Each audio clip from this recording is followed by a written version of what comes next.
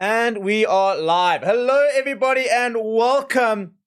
It is finally here. Well, not quite here. It's almost here. Just over 2 hours until we finally have kickoff rugby's greatest rivalry, Boks versus All Blacks. And we've had a week of lots of chatter between coaches. We've had a week of lots of speculation about teams. We've had late team announcements. We've had late changes, by the way, to the All Blacks team as well. One of the former players that was on the bench ruled out. And I tell you what, it's all going to be a complete melting pot over at Ellis Park in a few hours' time. So welcome to the official Forever Sports Watchalong, and welcome to all the new people, all the standard members.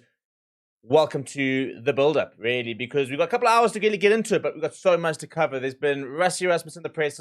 We've seen Felix Jones in the press, Dave Rennie firing shots, interesting some training sessions throughout the week, a captain's run yesterday. We've had a trophy launch as well, Gary Teichmann and his take, Mark Alexander speaking about the tickets. So we've got so much to kind of get through as you build up to the game. And the big news is that we gave 2 tickets away.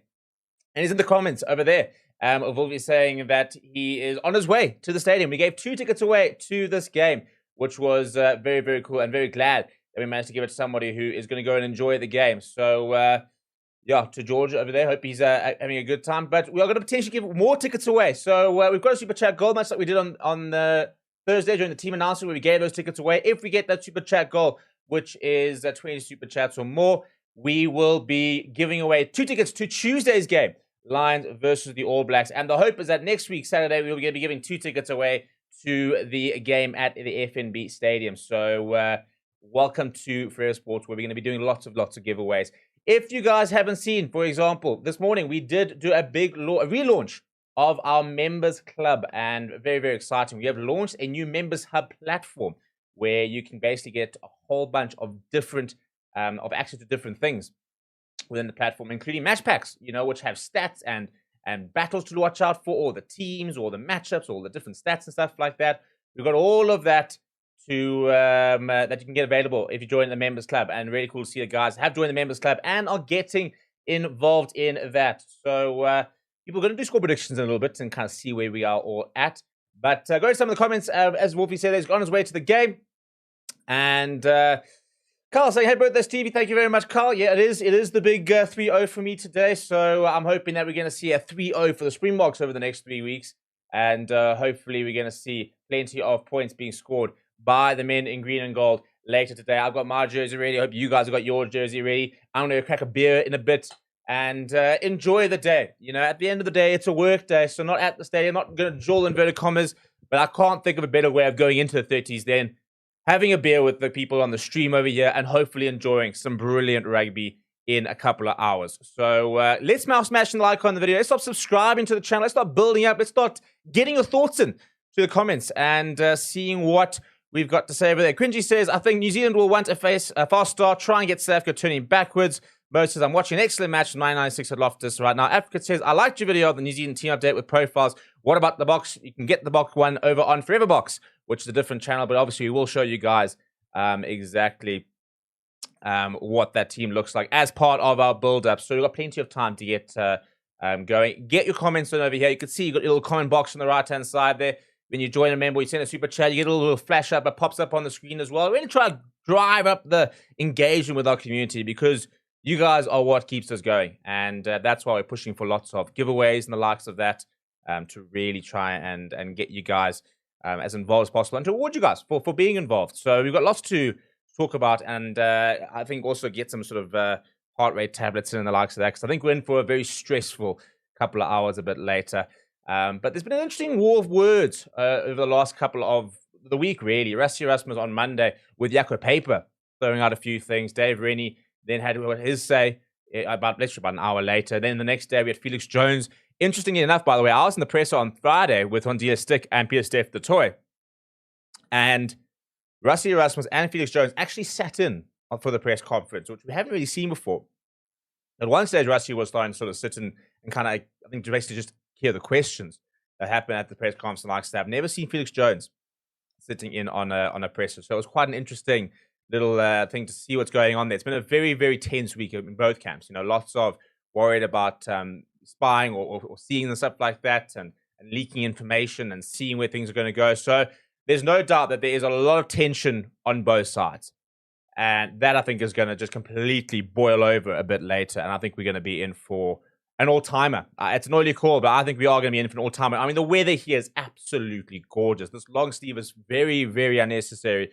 It is warm out there. It is dry out there. And I think it's going to be a phenomenal occasion. So really, really excited to see what happens. But we're going to go into the War of Words. We're going to have the Dave Rennie press conference, the Rusty press conference, as the Felix Jones press conference, kind of all in a row. And you can kind of see exactly how everybody was sort of trading blows a little bit. When I get back over here and we discuss it, I would hopefully like to see this over 100 likes. So if you haven't already, please do smash a like on the video. Please do join the Members Club. Link in the description. And please do get the ball rolling when it comes to the Super Chat so we can give 2 more tickets away to some fans for Tuesday's game. That is the plan. If we get 20 Super Chats, we will be giving away another set of double tickets to, well, 2 tickets to the game on Tuesday, which I will be at, by the way. So if you guys are planning on coming on Tuesday, then keep an eye out. But let's go into the War of Words. It was Rassie Erasmus and Jaco Paper first. Then it was Dave Rennie. And then after that, Felix Jones also was involved in the press conference. So yeah, a very interesting sort of dynamic that was sort of popping up throughout the week. And in terms of the order of which it came, that in itself was quite interesting. And we're going to basically play it to you in that exact order.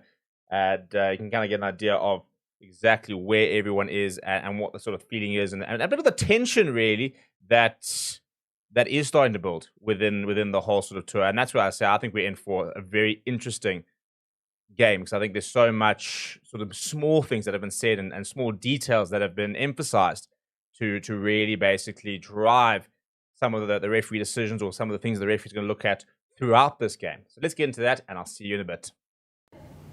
Rusty, can we maybe just start with the injury update on Sia, where he is? And the last couple of weeks, you've also now announced your team on the Monday. Is there reason for the change back to Thursday, maybe? Yeah, I think the announcement only on Thursday is to respect for New Zealand and knowing how tough this one is going to be. And yeah, and this one specifically, we think the less time they have to prepare for our team, the better. So it's not an arrogant thing, it's the respect thing. And then I would say injuries are probably the only 2 doubtful players. Sosa's really looking well. He's looking good. I think Sia and Ox is, I wouldn't say they're injured still. I think it's niggles. If they get through today, it probably might be good for us. Apart from that, yeah, it's not nobody else. I was just going to ask why you've got Jack here with you today. Just wondering why today? And, I was just going to also ask anyway, carry on. No, well, obviously we're not going to announce the team today, and then having a player here, having to answer questions, then people will obviously ask that player, and then we don't want to announce the team today. So, yeah, my opinion is, the New Zealand's played 4 matches, and there's certainly been a narrative out there which I think is very technical around the speed of the game, the slowing down of the game, and I think Jaco's much better able to answer those questions because he helps us with all of those technical things around laws and so on. Well, sorry. Over here first, then you Craig. I was wondering, you pretty, top class fly-offs, and we've seen them through the year. What is your thinking currently? You probably don't want to give away too much, but what is your thinking currently about how to use those 3? Well, we're going to pick 2 for this weekend, and that will be announced on Thursday. And I'm pretty sure during the next 4 weeks and ending in Baltimore, a series is very long against New Zealand. As you see, both teams got injuries already, so I'm pretty sure all 3 will play. Well, going back to the slowing of the game, maybe Jaco wants to jump in here. Can you give us some technical detail that it's even the case? Whether the game is actually being slowed down?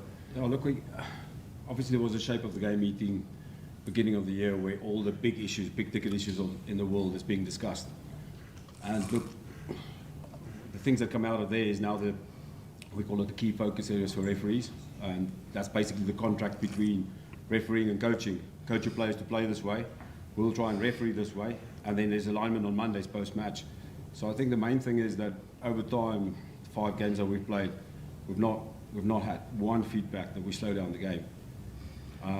Maybe they've played against teams that's in pre-season mode, It's like playing those Super Rugby warm-ups in January, where you're playing chucker. So maybe there's something there, but I mean, we've certainly not got negative feedback around it. And what we expect is to play in terms of those agreements with the play, between referees and coaches. And yes, the law is very clear. 30 seconds from the moment the referee puts his foot down to make a mark, whether it's scrum or line out, not from the whistle, when the foot's put down, there's 30 seconds to form, not get the ball in. We have to adhere to that, and we respect that, and we train to that. So you can use 29 seconds. 100%. You can do in that 30 seconds what you want. Yeah, I think another frustrating thing is because we haven't been involved in these 4 matches. What you do up until that line out, you can pray if you want to, you can go down on your knees, you can do, if you want to huddle, you can huddle. There's nothing in the law that says you can't huddle. You know, so we've got 11 languages which we have to make sure that everybody understands the line out call. So you can huddle. Yeah, then when the referee gives the mark, then within 30 seconds you must form the line out. So there's no law that says you can't huddle. Just on that, so even if you attempt a quick throw in, if the referee's made his mark and you still attempt a quick throw in, that's same as a huddle. The clock starts ticking. So that's up to you. However, the attacking team, if they're ready to play, they don't have to wait for you. That's different. Yeah, just on that, it's clearly a narrative it's a bit of mind games that's being played here at the moment. I know when you're a referee, you refereed them over 30 odd times, New Zealanders. So maybe some of the things that you look out for when New Zealand plays, or what you're seeing there, this narrative, and just your thoughts on that? Oh look, yeah, been involved in, if you count the Springbok matches, being part of the management's post 40 type of matches. I've had the privilege of being in test match weeks with the All Blacks a lot. What a great team, what a good team when they get it right. The narratives about slowing down is, I mean, I've seen narratives about slowing down when it gets to set piece at altitude. Refereed many Super Rugby games here where teams that travels, slow the game down. It's the same, the Lions didn't want that, the Bulls didn't want that. But you can also slow the game down by continuously infringing at the breakdown or at the maul and break the game tempo there. Good thing is there's proper, strong referees on these matches, and we are very clear on the guidelines. So it's up to the teams. Who's under pressure, they will probably try and slow the game down. Rusty, do you think it's as simple as these two teams that are going into this series have two distinct styles, and that is that the All Blacks want to play at a fast pace and that you guys want to slow it down and make it an arm wrestle? Do you think it's as simple as that, or is the truth somewhere in the middle? Well, I think there's always 3 truths, New Zealand's truth, your truth, the world's truth, and what we believe, and then there's the truth, the waarheid. Now the truth, waarheid is the Afrikaans word for truth. Now the waarheid is, our last 2 games against New Zealand in Auckland and in Wellington, people can go and look at those games, were those slow games? I mean, New Zealand beat us in the first one against Auckland, protected their record there, and then we got a good one in the second one. So, I don't think we think there's a certain way how you win World Cups, and we think that's a grind. We think when you're under pressure on your attack, it's very tough to keep cohesion if the pressure is very big and you start fumbling a few balls and then you must stuck to your guns. And we try to find a balance between that and when games are really, really clutch and crunch, that you have a system that you can fall back onto which protected the players sometimes from not always having the confidence to do things. But since Tony's been with us, we feel we were attacking it right. We feel we're doing not too badly. But we always want to keep I'm not talking about New Zealand's mindset. We want to keep the thing, listen, we've got something to fall back on when the pressure is really tough. Just to follow that quickly, have you noticed under Dave, from what you've seen of the All Blacks on this tour and this year, that they are playing a different style of rugby, maybe even quicker than under Rose? Oh, well, I think you can see on their social media, they advocating this high-intensity running, multi-phase intensity. Nobody can keep up with us, and I mean, they're not hiding it. Everybody's talking about it. So, yeah, I've seen that, and when you analyze that, it definitely shows that in the stats, and it shows on the scoreboards if you watch the last 3 games they played. Great.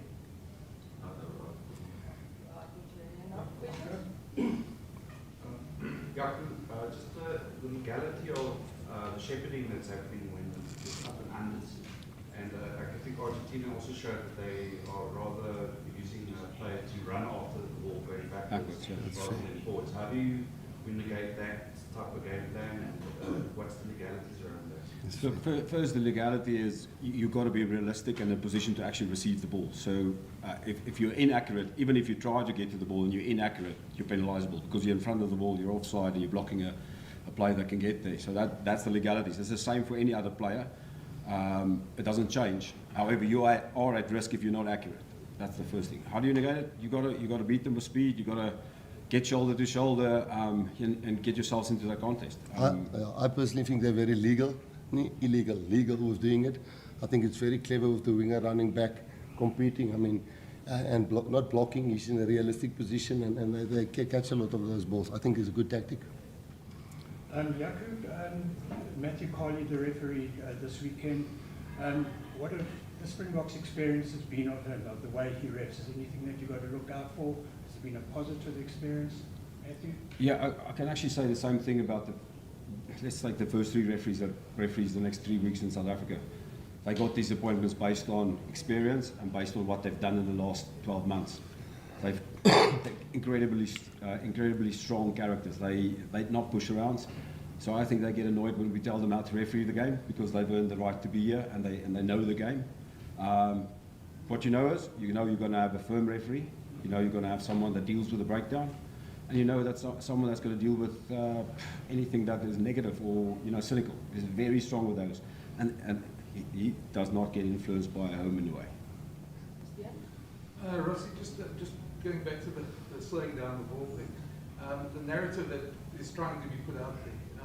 How do you feel about this? Because I think since Tony's been here, I think it's 5.5 tries per game that the Springboks score every game. I might be out a little bit on that. And also, do you think it's part of we spoke earlier in Durban about the protocols and how they've changed talking to the refs. Yeah. Do you think this is a new way of using an old tactic to get maybe the refs' minds? I think there's definitely frustration on the coaches that you can't have meetings with the referee if both teams don't agree. And it's now to a stage where you almost accept, and both teams, coaches are not always going to agree for a pre-match meeting. I myself this week said, no, we don't need one. Because, it doesn't help now after they played 4 games and now we wanted to sort out things in 3 training sessions. We had to look at what they put on AMS and that's a central system. And then they'll sort of learn from what the answers are from World Rugby. And I don't think it's a tactic. I think it's an obvious thing. If you want to get something out, you have to get it out here because you can't really talk to the referee. Sometimes, there's small things which in normal referee meetings where you would alert the referees and you might do a midfield maul.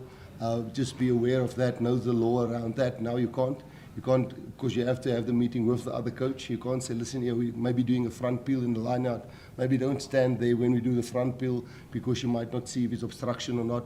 So I think teeing up the referees with things you want to do is very difficult. And I totally understand why the All Blacks voice some of their concerns. If they genuinely believe we slow down the game, they can't say it in a meeting with us being present and we are arguing with them, we're not slowing it down. So it's a very natural thing to do it in the media now because the protocols is definitely, I feel, and I know a lot of international coaches feel that way. It's very clear what you must do and what you can't do. It's in place and we understand that it's there. I don't understand why it's like that.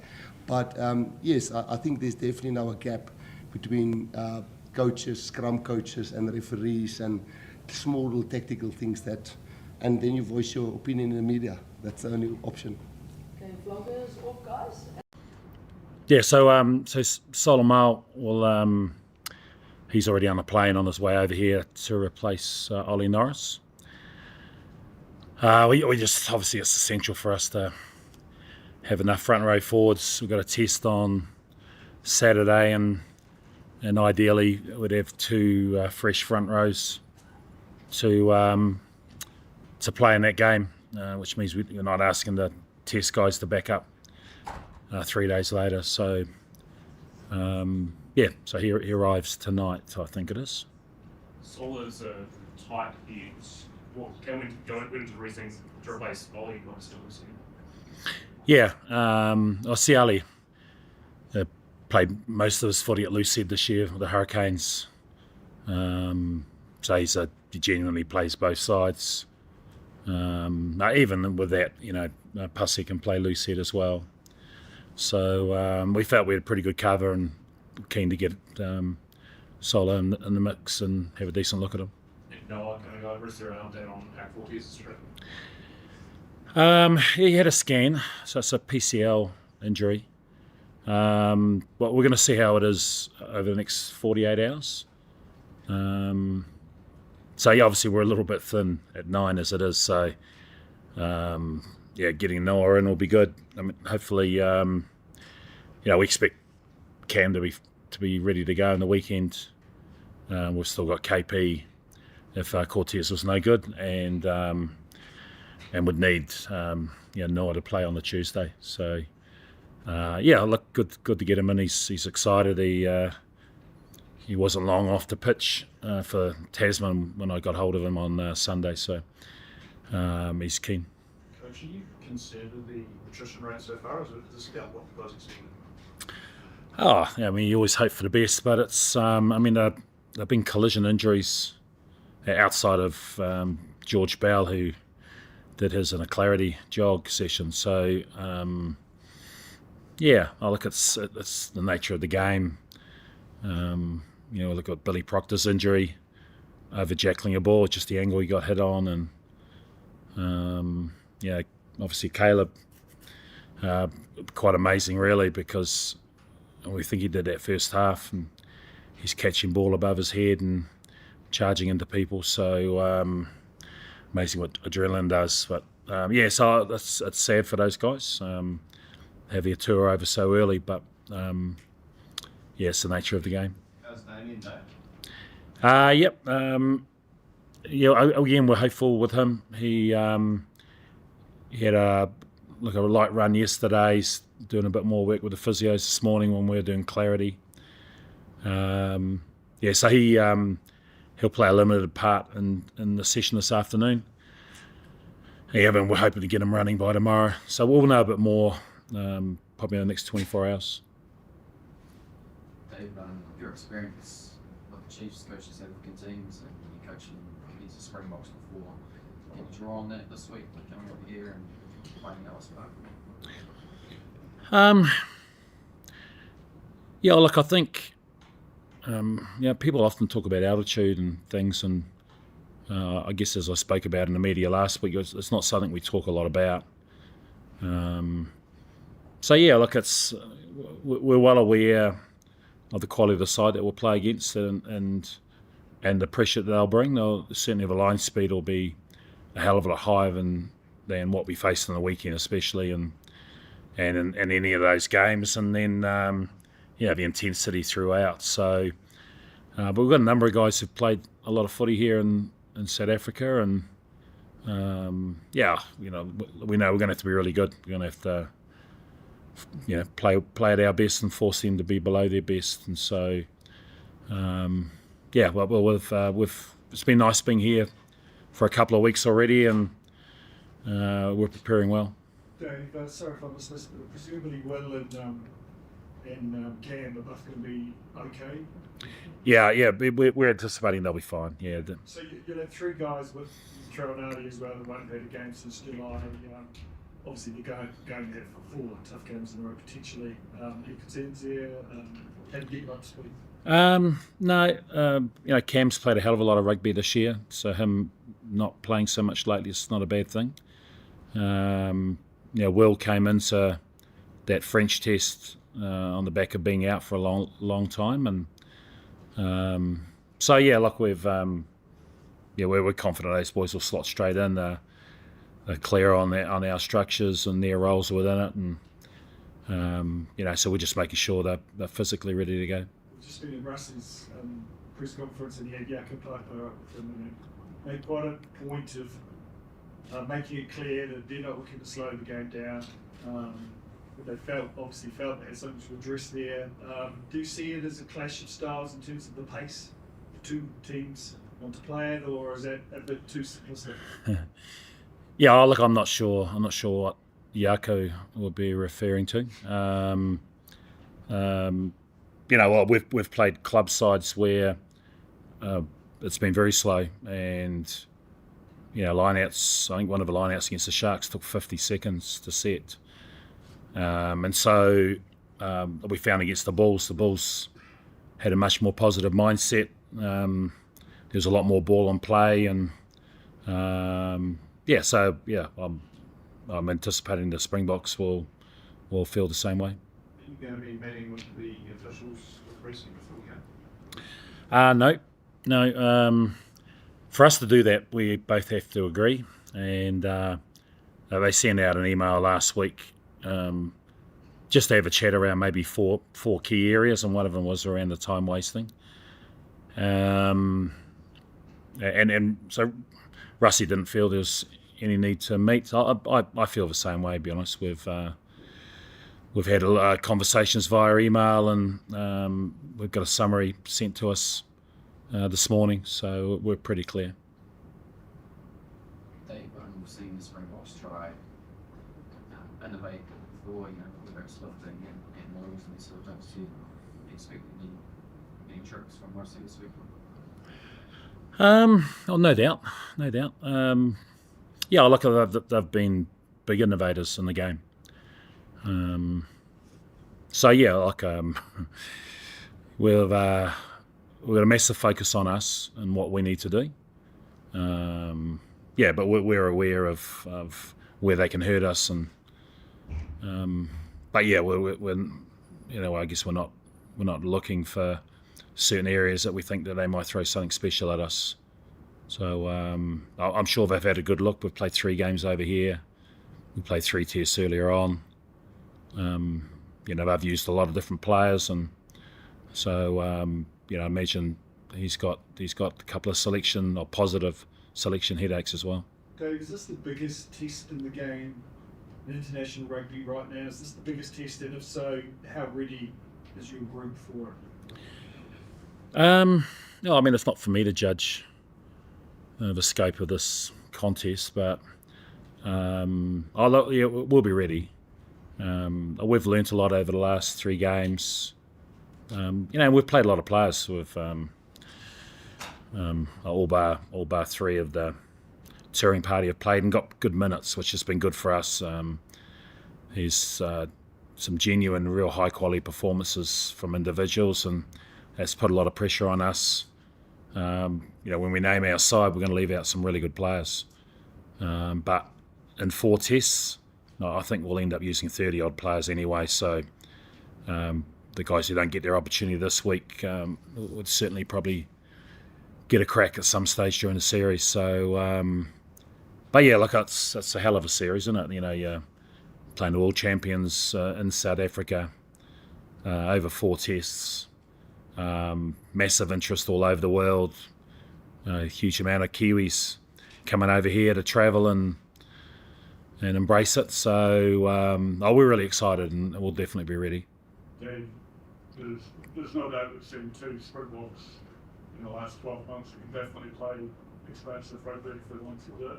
But under pressure or a big occasion like one you to start line first day still spot, your expectation will be to go back to DNA, try to scrum for penalties, kick ball, mould you, go back to traditional South African.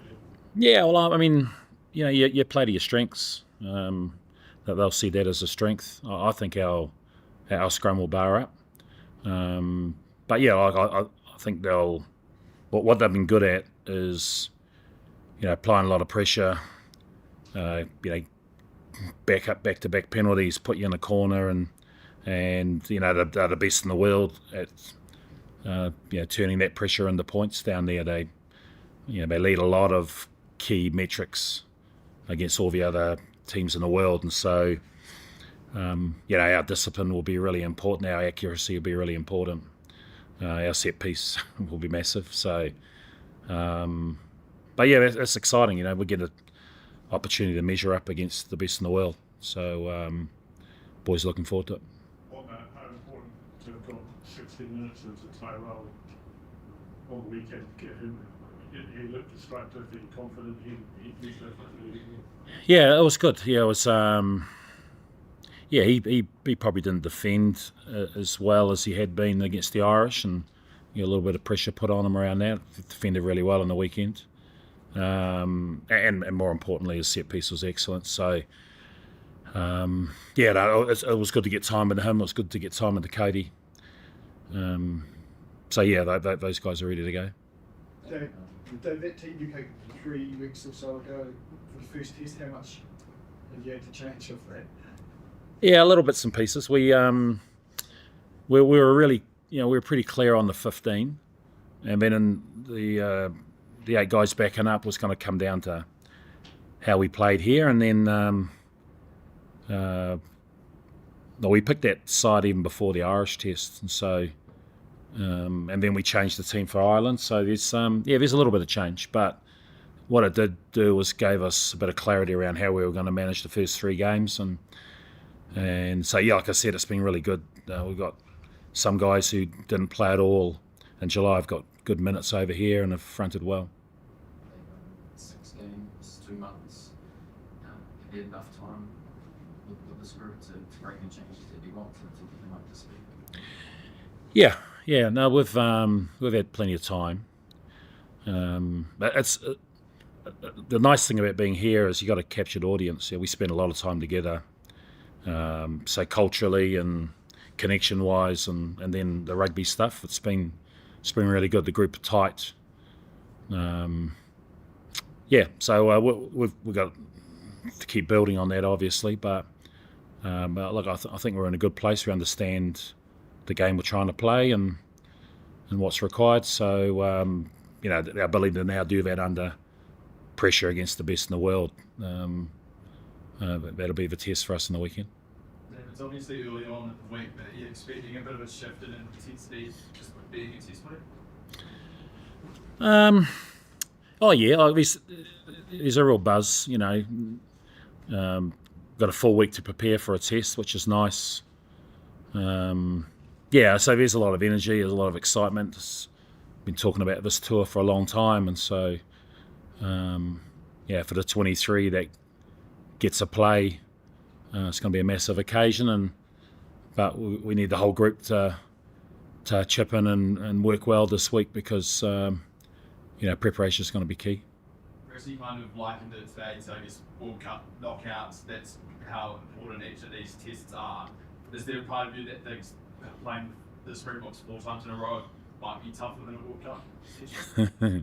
A lot tougher than a World Cup. But it's great, isn't it? Both sides will be, about a year out from a World Cup by the time we finish the series. So we'll certainly learn a lot while we're here, and but there's no doubt it's tough. Yeah. Dave, what do you think is the most competitive position in your team? Like area, back 3. I think the loose forwards have been impressive. We've got really good depth in second row now. We've got. I mean, the outside backs are. There's a lot of guys fronting well, and you look if Damien and Will come back in, and you look how well Josh and Leroy played on the weekend. If Caleb was here, he's been fronting well too. So, there's a lot of places where we think we're establishing a really good depth and competition for places. You mentioned before there's certain metrics where the Boxer will be. Is there any in particular that stick out to you? Any particular metrics, stats? You said that they lead the world, and you mentioned that there are metrics in which the Springboks will lead. Just wondering if there's any in particular that stick out to you.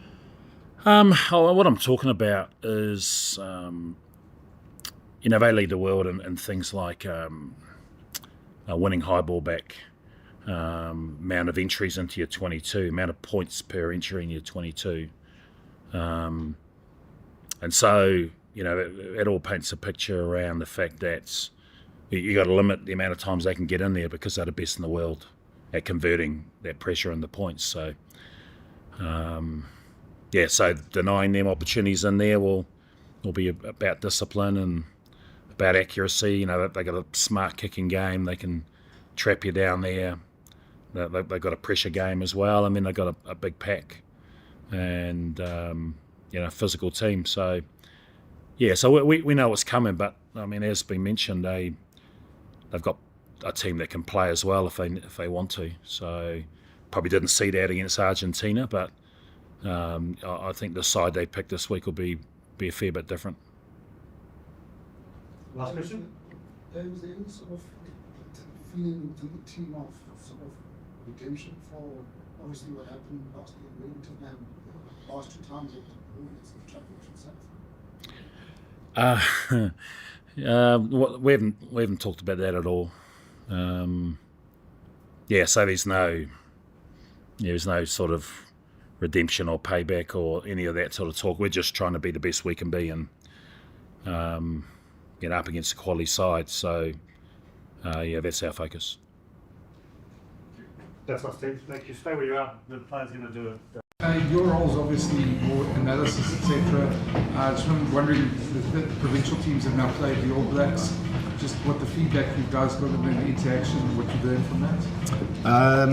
Well, luckily we've got a good relationship with Dubbo, JP, Cash, Shackers, and all of us as coaches chat pretty regularly. So it's been good to get their thoughts on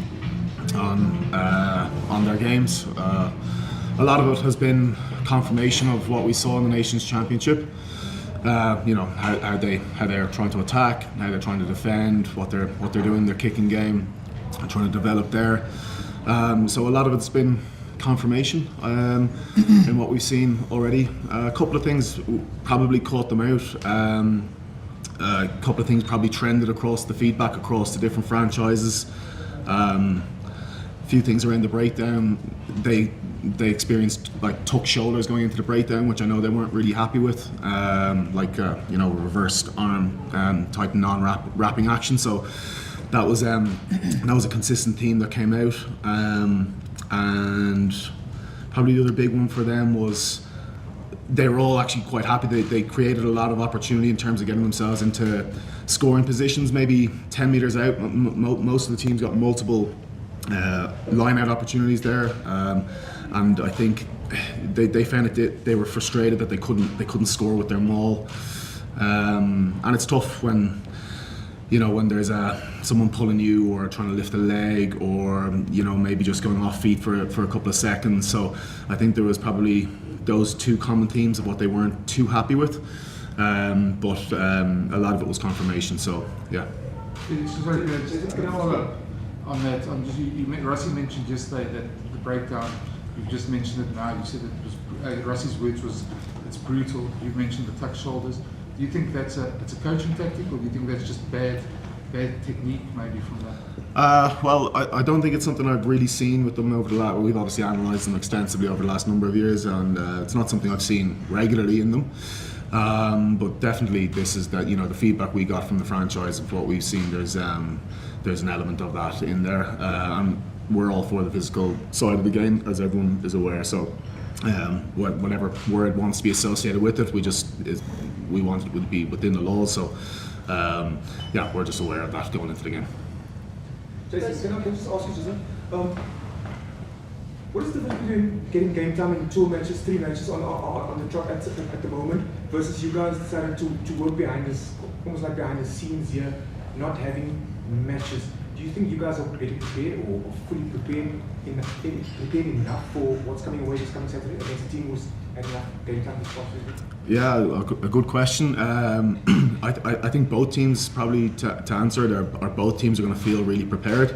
That's the games that they've had is the franchise games, and we've obviously had a preparation against Argentina for some guys, and we have had some guys that have stayed behind here, and obviously Rassi will announce the team later in the week. So. You can't really. I don't think anyone when New Zealand plays South Africa, I don't know if any prep really replicates the level of intensity that you're going to experience. But I think both teams would say going into this game that they feel prepared. Grant, you came back from injury early in the start of the international season, and now Cam Royvard might make an appearance on Saturday, also coming back. What do you expect from that matchup if you get to face him, and are you looking forward to that? Well, we first got to wait till Thursday for team announcement, so might be Kobus, might be Krappies, might be Herschel, so but if I get the honour to play on Saturday, it's always good for me to put the team first. I won't be focused on my position. Obviously, I'll study him, but yeah, if I get the opportunity, then my job is to make sure the team goes forward. I think if Kobus, Krappies or Herschel get the opportunity, they'll do the same. Felix, in the last 8 years, actually the Boks were, I mean, on top of the world. Actually, how do you and the rest of the management actually make sure that the Boks is on top of the world and for the next 4 or 5 years, you know, that they don't take it up, you know, I'm saying maybe a year or so? Yeah, well, to be honest, I think a lot of it is driven by these guys, the competition that these guys have within training. I think a huge amount of credit has to go to Kevin Foote and Dave Vessels and all of the junior coaches that are producing so many hungry guys. And of course, the way Ras sets up the team culture, that, you know, we don't have younger guys trying to drag the more experienced guys or older guys down, and vice versa. We try not to make sure that we don't have our more experienced guys trying to push those guys along, push those guys down. They're trying to bring them along. So we think we've got a healthy level of competition, and it's what makes team selection so difficult for us, because the guys all really care, they all really want to play, and they're all really buying in. So if we can keep that going, you know, the margins are so small of being number 1 or number 2, or winning a World Cup or losing a World Cup, 1 point, one penalty, 1 decision, one error. So you know, it's definitely not a domination, because there's been times where Ireland have had the spot, New Zealand have had the spot, France are there thereabouts. So yeah, I don't know if I can't give a guarantee if that's where we're going to be, but we're going to try and keep the competition and keep the team culture that we have. Felix, hi. You spoke earlier to Brendan's question about the analysis you've done from the franchise's feedback. But when you're doing your analysis, looking at the All Blacks first 3 tests in July, is that more informing than the franchise games for you in terms of your analysis, looking at test matches? I think there's a well, yes, because of the test match and the nature of the opposition that they're facing. You know, they're facing, you know, well, I'm not sure, you know, near full strength, you know, it's test level players, so it is a little bit more of an indication of how the match may look. But there's definitely been common threads throughout that, and they've clearly got a very strong identity around what they're trying to do in each area of the game, and those common threads I believe were present in the franchise games, even in the wet weather game in Durban. So they're really committed to the way they're trying to go. So yeah, so is it vastly different to how they have played in the past, this identity? I would say if you looked at plenty of metrics, you would see certain shifts, significant shifts in the amount of kicking, or the amount of ball that they're trying to hold on to, or their phase count, or their possession, the amount of time in possession. You can see there has been a shift in what they're trying to do. Yeah. Felix, I'm not sure if you're in a position to answer it, but I think Rusty yesterday said Sia and Boks kind of depended on one more session to see how they went. How did they look? Yeah, both of them are tracking pretty good. Yeah, there's been no flags or issues from what we've seen today in training. So yeah, we still have another session during the week, but there's been nothing majorly negative coming out of either their recovery plans. Felix, we saw the videos of the guys doing the virtual training earlier in the year. What exactly is it used for, and can you improve a player's skills through that, reaction skills? Yeah, Grant was actually using it last night. Oh no, it was morning. I was having a crack off it last night. Look, yeah, I mean it's all that is it's like a simulation of trying to actually gather up loose balls from contestable kicks, and we very kindly there's been 1 or 2 guys in South Africa that are developing it and have given us a lend of their unit. So yeah, we think there's something in it, and yeah, we'll keep enjoying it. Grant, I would like to ask you this question after class later, if Zina allows me to. Can I ask you, and please, before I ask my question, can you correct me if the last time you played was against Scotland? Last time I played? The test match against Scotland? Yes, Yeah. Scotland, yes. Bro, can I ask you, what does this series mean for you? Now, I mentioned rightfully that you haven't been, the squad as the team hasn't been announced in the first place. If you've been given an opportunity, what does you featuring against the All Blacks? Because Rassie yesterday mentioned, it reminded me that for any player, for any coach, it's a privilege facing the Haka, facing the All Blacks. What does it mean for you personally though? And does this opponent, is this an ideal for your type of game, a man that likes running around all over the TV screens? Yes, of course. If selected, obviously it will be an honor for me to represent my country. And it goes deeper than that. Like you have family members that are All Black supporters. You have close members that are All Black supporters, and obviously it will give us, or myself, how can I put it? Give me bragging rights if we can get one up on them in the family. So. It will be a massive honor and privilege if selected, obviously. I know the squad is only coming out on Thursday, so yeah. All right, vloggers off. Does that make Christmas a bit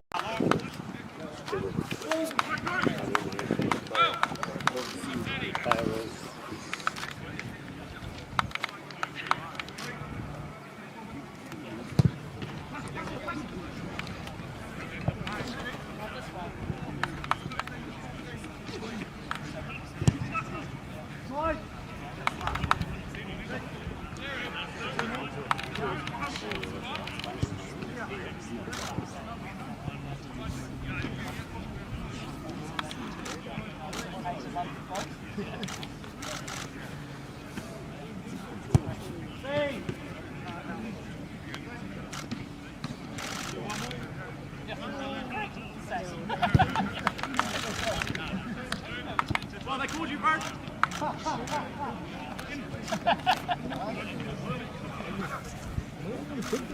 Ja, nee, hy speel dit, man. Hy kan dit deel van 'n social media en hy kan dit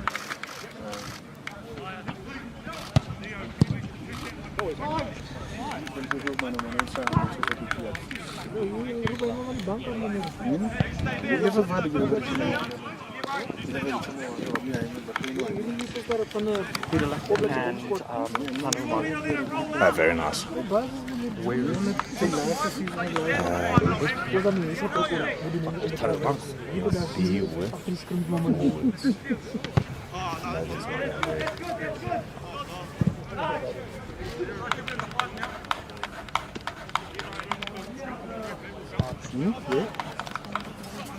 No, it's taken me. Take a stroll into the field and yeah. You want to never see another All Black tree again. Yeah, right. Exactly.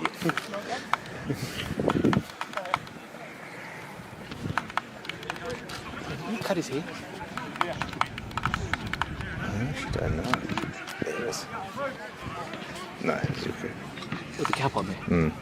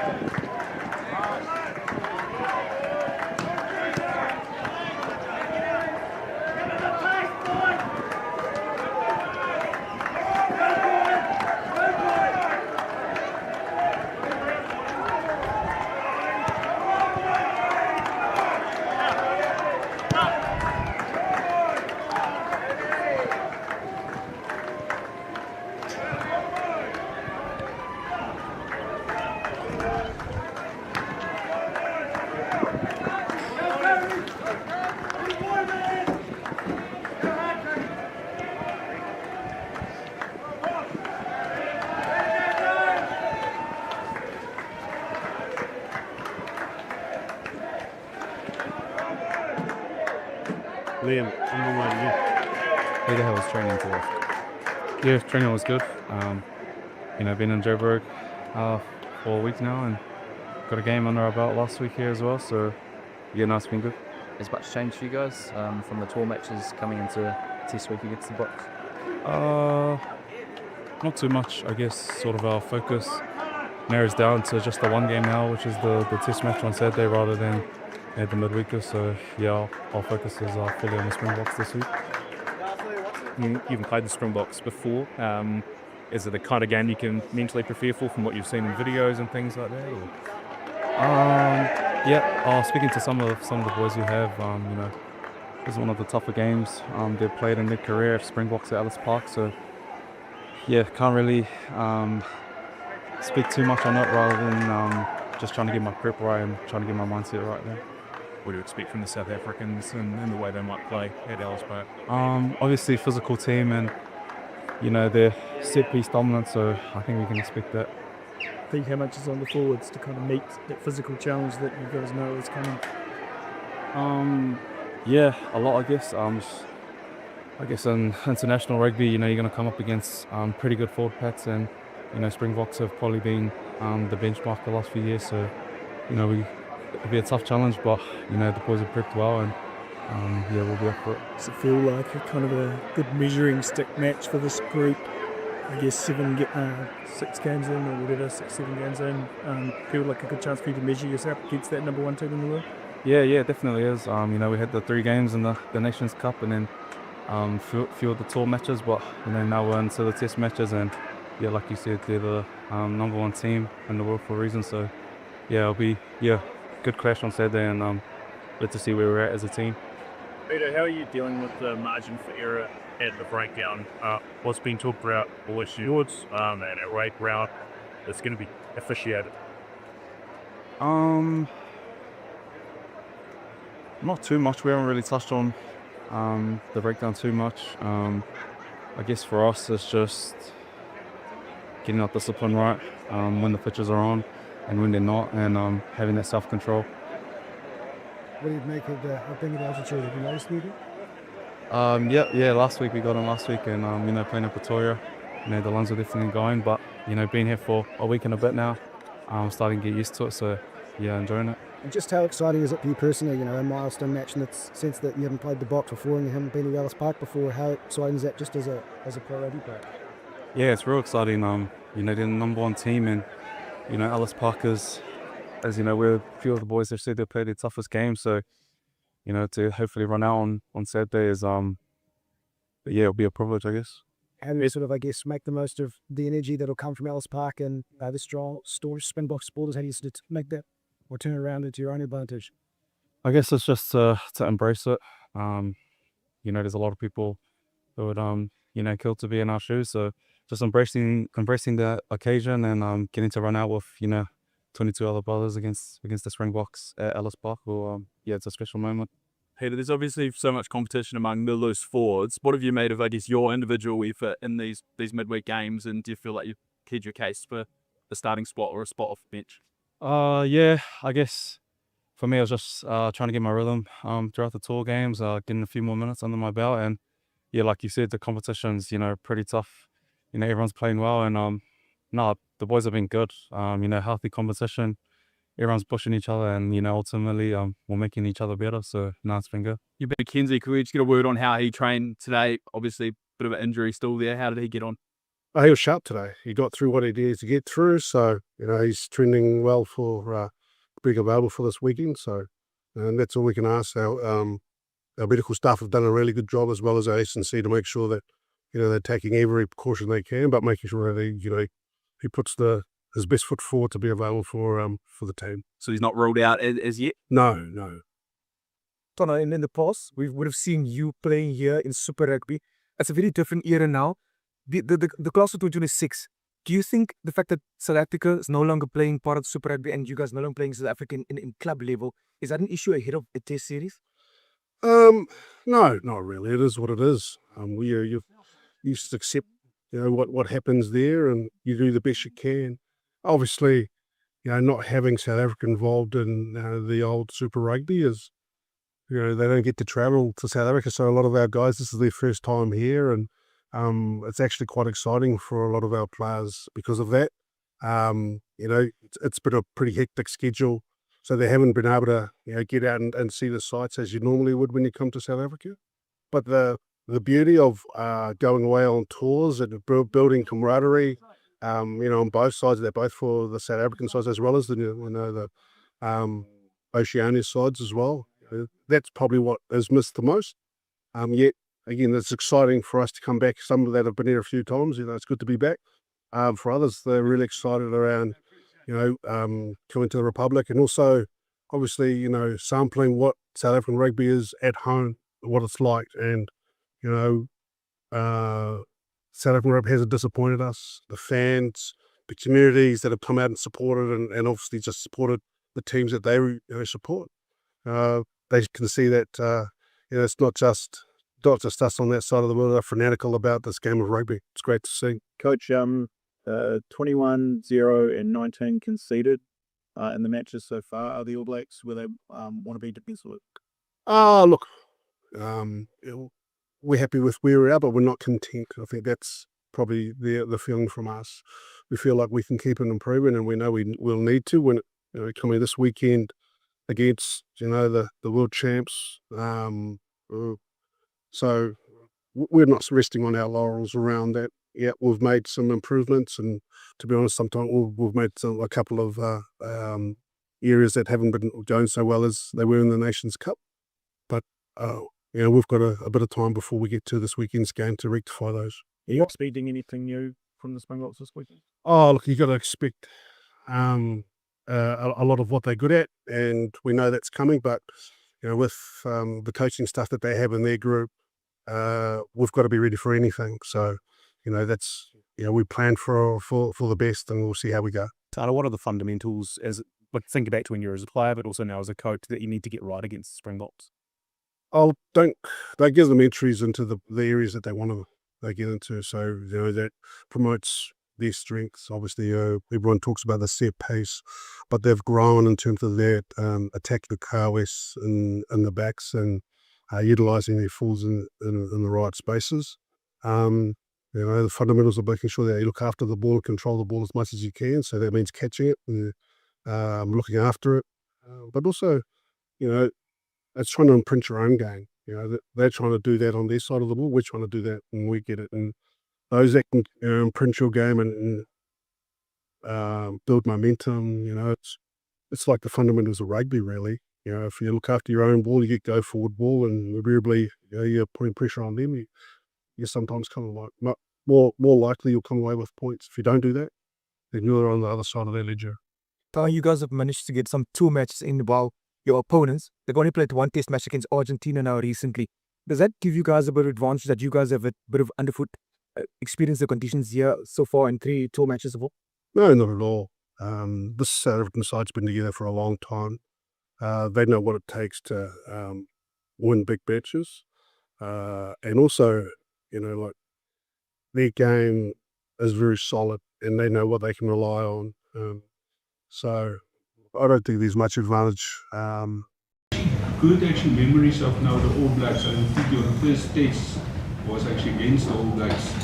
Can you maybe say what did that first test mean for you, and what will it mean for you to in the next weeks if you get now actually?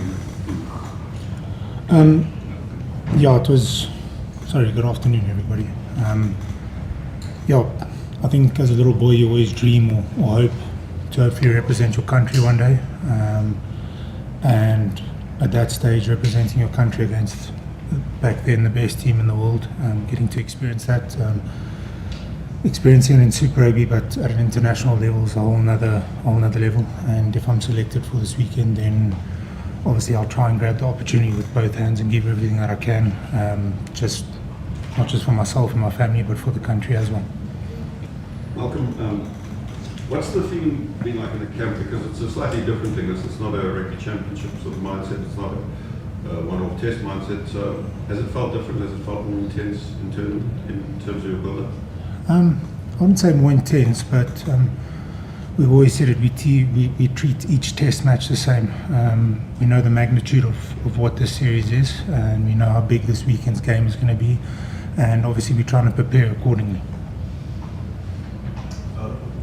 Malcolm, Rossi yesterday spoke a lot about the All Blacks and what he expects from them going into the breakdown, mentioning how brutal Dave Brady has been in terms of his tactic of what happens in the breakdown. I mean, that's an area where your expertise are as well in the breakdown. How are you as players looking at that particular battle? Is the one that you're looking forward to? If you are selected, and how are you going to try and make sure that you are on top of that battle more times than you are, John? I don't think I'll tell you how we'll try and stay on top of it. But yeah, we're working really hard at it. We're obviously doing a lot of analysis and seeing where we can be better from previous games, and obviously seeing the threats that they bring in that aspect of the game. So working really hard at the things that we need to improve on, and obviously bearing in mind the small things that they do around the breakdown. Obviously looking at this opportunity for us as well. But yeah, we've worked really hard at it the past week and last week. So yeah, we'll see how the weekend goes if I'm selected. Sorry, thank you, I'm just thinking about out loud now. I'm thinking now why the world's best player and world best player would not be selected against New Zealand. But that's not my question. I want to ask you, as a player who's played some of his best professional rugby here at Ellis Park, as a captain of the Lions though, can you guys, can we as Africans, can we still refer to Ellis Park as a fortress for the Springboks? Because in recent years, Australia came here and they managed to unsettle you guys here. New Zealand also came here a couple of years ago and they also did the same. Do you guys still regard Ellis Park, your former home, as a fortress for the Springboks? I wouldn't just say the one stadium, to be honest. I think the whole of South Africa is our fortress, to be honest. Doesn't matter where we play, who we're playing against. Like I said before, we prepare the best that we can. And we know we're not just representing ourselves and our families. We've got 64, 65 million people that we're trying to represent and represent them the best that we can on the day. Vloggers off. Next question. It's a follow-up question. I'm excited about Saturday. I think it's going to be a hell of a clash. You know, you get two teams that have been atop of World Rugby for a long time. 70% of the World Cups were won by these two teams, so I'm really excited about what's going to happen next. Have you been a bit disappointed about the crowds that maybe for the provincial games, or do you think it's just part of all these games, a lot of games being in Gauteng? No, I think we knew that we were going to attract big crowds to the provincial games, especially on the Tuesday night. But with the test series is where we looked at, and that's where it sold out. We've got some seats left at FNB, but we're excited about the series. We've got a lot of visitors. I think the country must be excited because with the economic impact for this event to the country, direct and indirect, is about 6.8 billion.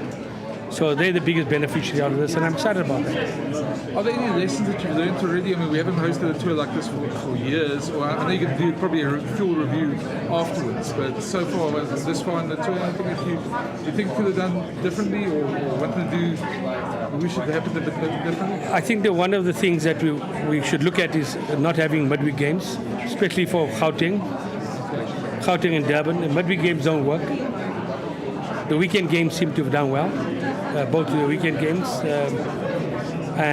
Also, maybe look at playing big teams like a SA team and a SA countries team, having teams like the teams playing in the SA Cup, a big team, giving those boys a chance. It's about creating opportunities. It's about pathways, and I think we need to create those pathways for the guys who don't have opportunity to play at this level. Because the chances are, when this tour comes around again, as South Africa, you're probably going to be in the same situation. URC off-season, teams in pre-season. That hasn't been ideal, I suppose. It hasn't been ideal, but again, I don't harp on the global season. We need to sort our seasons out, and we'll always have this challenge until we can find a global season. But I think with the Nations Championship, we have a group of 12 countries, the 12 top-tier countries. I think we'll find a solution there. And then, I was going to say, any last for me is just any chances that you any closer to the global season?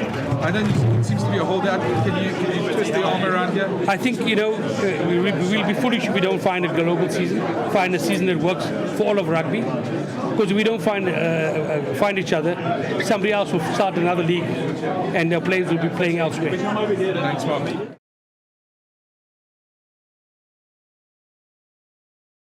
There we go, now it should be working. Okay, on to talking about the tour and the tickets, and a very frustrating situation with regards to the ticket fiasco that we have had. However, we have just seen, and we will bring it in earlier to exactly what happened over at Ellis Park, because the crowds are insane. That is the feedback that I am getting, which means that we are set to have a really, really big atmosphere, which is very positive, because we were a bit worried initially about the crowds that we're going to see, for example, but it looks like we are going to see a very, very strong crowd. In terms of some of the details, just also building up people, and I want everybody to start doing a bit of a check-in. Where are you watching the game from? Let me know in the comments below. South Africa, New Zealand, England, United States, even within South Africa, Johannesburg, Cape Town, where are you watching? We like to try and do a bit of a worldwide bingo, and we kind of sort of check in and see where everybody is. So let me know down in the comments below, where are you watching from? What is the order of the day? Are we on the beers? Are we on the brandies? I might treat myself a little birthday brandy in a bit. and really sort of start ramping up. But some very interesting matchups and things to talk about. So in terms of the match deal, so obviously we are at Ellis Park. It is a capacity stadium of 62,500. We are expecting to see probably about 55. I reckon 55 to 60, hopefully, if we can get a couple of late sales. So that is the stadium itself. In terms of the conditions, they're clear, 20 degrees, warm conditions, really prime for some running rugby and some high-paced rugby. But also at the same time, things can turn. At 6 o'clock, the sun starts to go down, the lights come into play. Sometimes a bit of dew starts developing. So you've got to really make use of the first half. I think that's very important. Try and get on the front foot in that first half. Get yourself into a strong position because, second half, I said, the conditions might start to change a little bit. Before we sort of get into some of the other things and some of the other info, please do smash like on the video. Seeing it over 117 likes, over 600 people watching. Let's get that up to 200 likes. And we have also said if we can get 20 super chats in, we will give away tickets to the Lions match on Tuesday. And if we do that, we will then give tickets away on Saturday next week for the FNB test a week later. We do have, by the way, 2 fans sitting in the stadium right now with tickets that we gave away on the Thursday stream. So a big shout out to everyone who is contributing, getting involved. Let's see if we can get those tickets given away this stream for Tuesday. Let's see if we can do some more giveaways as we get going. But in terms of a bit of a check-in, I'm seeing Mother Brick coming in from Ireland, Francois in Cape Town, Mitchell in the UK, Chris Hughes from Australia. We have got Nazim from Joburg, Swanepoel in Joburg, Hendrik watching from Durban. John Douglas reckons easy 42 points to 15. So you're going with quite a big win there for the Boks. Henry watching from Auckland, New Zealand, and Stephen Over saying enjoying your show while visiting India. And Slow checking in from New York. This is why I love doing these streams, because we just managed to get people from all over the world, which is always so much fun. And that's my favorite part about doing these streams, the fact that we get so many people from all around the world, which is really, really cool to see. In terms of your match officials for this afternoon, Matthew Carley is the referee. He'll be assisted by Carl Dixon and Nika Amashakeli. So 2 Englishmen and a Georgian. In the TMO box, Mike Adamson, let's hope that he doesn't have too much to say, really, and that he kind of does his job in the background. And then Eric is our 4th official for the match this afternoon. In terms of head-to-head, by the way, in terms of how the All Blacks and the All Box have played, 43 wins for South Africa, 63 wins for New Zealand. So a way to go for the Box, but they are starting to close that gap. That record, if you go back about 10 years ago, definitely didn't look anywhere near as good over there. The biggest win is obviously the Albany win back in 2017.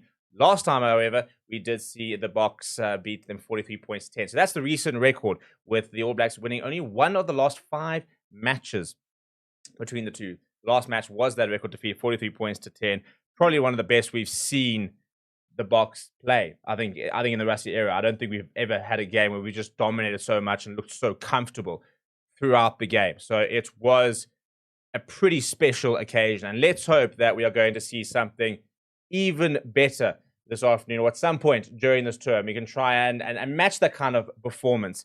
In terms of the recent form, so we go back and all these teams have won all the recent games. The last game that New Zealand was England last year.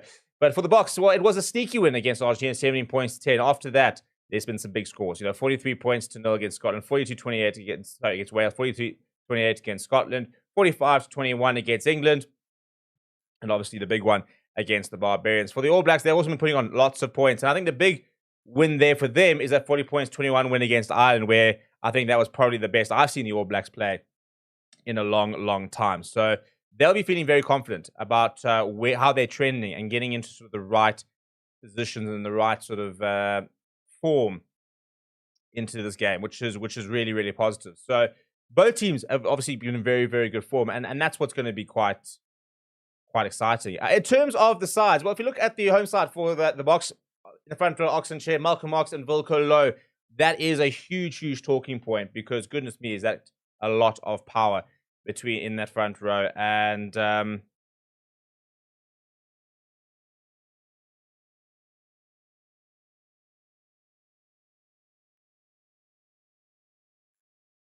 I'm just making sure that our man on the ground is getting over there. So, yeah, I mean, it's a huge front row. And then you got Evan Smith, Ruan Nokia. He's probably been the most consistent newbie, inverted commas, that's come through in the last couple of years. He's really cemented his space. And then you've got a loose trio. I mean, one of the best loose trios in the world of Curvis Visa, Tom, and PSA at the toy, and now Paul de Villiers. So Paul de Villiers has taken the place of Khaleesi, where he is apparently fit. So it's a case where they are literally picking Paul de Villiers because of what he can bring to the table today. Very specifically, I think the breakdown battle, which is going to be absolutely everything, and being able to win those turnovers, be able to get that. So, I mean, he's somebody who's put himself on the radar and not looking back. Grant Williams, next / 5 Megama Zulu. That's a very quick and fast 9-10 combination. And then the big news for today, Damien Delende playing his 100th test at Ellis Park. What a phenomenal career he's had. So underrated. And he's next to Jesse Creel, the most capped centre pairing ever. Jesse Creel, by the way, will play his 90th test today. So he is just 10 shy of that 100 mark. And then the back three, Chetan Colby, Curtly Arnser, and Damien Willems. Damien Willems, I think, the former rugby player in the world. Not the former fullback, not the former backline player, the former rugby player. And then look, very interesting bench. It is a 6-2 split. Andre Esterhuizen wearing the number 20 jersey of all things today. But Jan-Indra Wessels, Gerard Steenkamp, Zach Porthen, Kobus Visa, Andre Esterhuizen, Marco van Staden, Kobus Reinach, and Marnie Leebox. So it's definitely a bench that will want to up the tempo, up the ante, really, when they come on and have a big impact. If we look at the All Black side, before we do that, let's have a little bit of checking over here. So, RR watching from Germany. We've got Luke from Atlanta. Gloria watching from Dublin, Ohio in USA. Ricky watching James and Everett in Taiwan. You see what I mean? We're everywhere. Rustenburg's Claudia. You've got Motherbrooks saying, I need 2 tickets for South Africa versus Ireland. Well, it's a way to go, but maybe we can get that going. The more support we get from you guys, the more member sign-ups, the more super chat stuff come in, the more we get an opportunity to be able to go and find these tickets and find people to help us treat you guys and give you guys the best possible experience. Barbara George is watching from Sweden. Roscoe watching from Twickenham. So we're everywhere. We're absolutely everywhere. You see Status World watching from Berlin. In terms of the All Black side, well, it is a late change. And you'll see on the bench over there, Simon Parker in for Anton Stejner is a late change. So in the front row, Ethan de Groot, Cody Taylor, and Tyro Lomax. In many ways, the All Black effort will come down to how much those two can compete at scrum time. If the Boks can get the kind of scrum dominance that they're targeting, it's going to become very difficult for the rest of the team to be able to get that go-forward ball, be able to find a bit of momentum. But Josh Lauder and Fabian Holland, very two talented players, not immensely experienced compared to the 144 caps of Eben Etzebeth, but two solid options. Tubo Violet brings a lot of physicality. Luke Jacobson in good form. And then obviously the talismanic captain, that is Artie Savia in the number 8 jersey. Cam Roygard, well, he is the heartbeat of this team. He makes them tick. I think he's been the biggest revelation, really, for the All Blacks this year, where, the speed of play, the vision that he has, the running threat that he is. 2 9s, by the way, that are proper running threats. 2 10s who are proper running threats. And I think Ruben Love and Sash Famigomazulu are going to have many a battle in the next sort of decade, and he is also playing some tremendous rugby.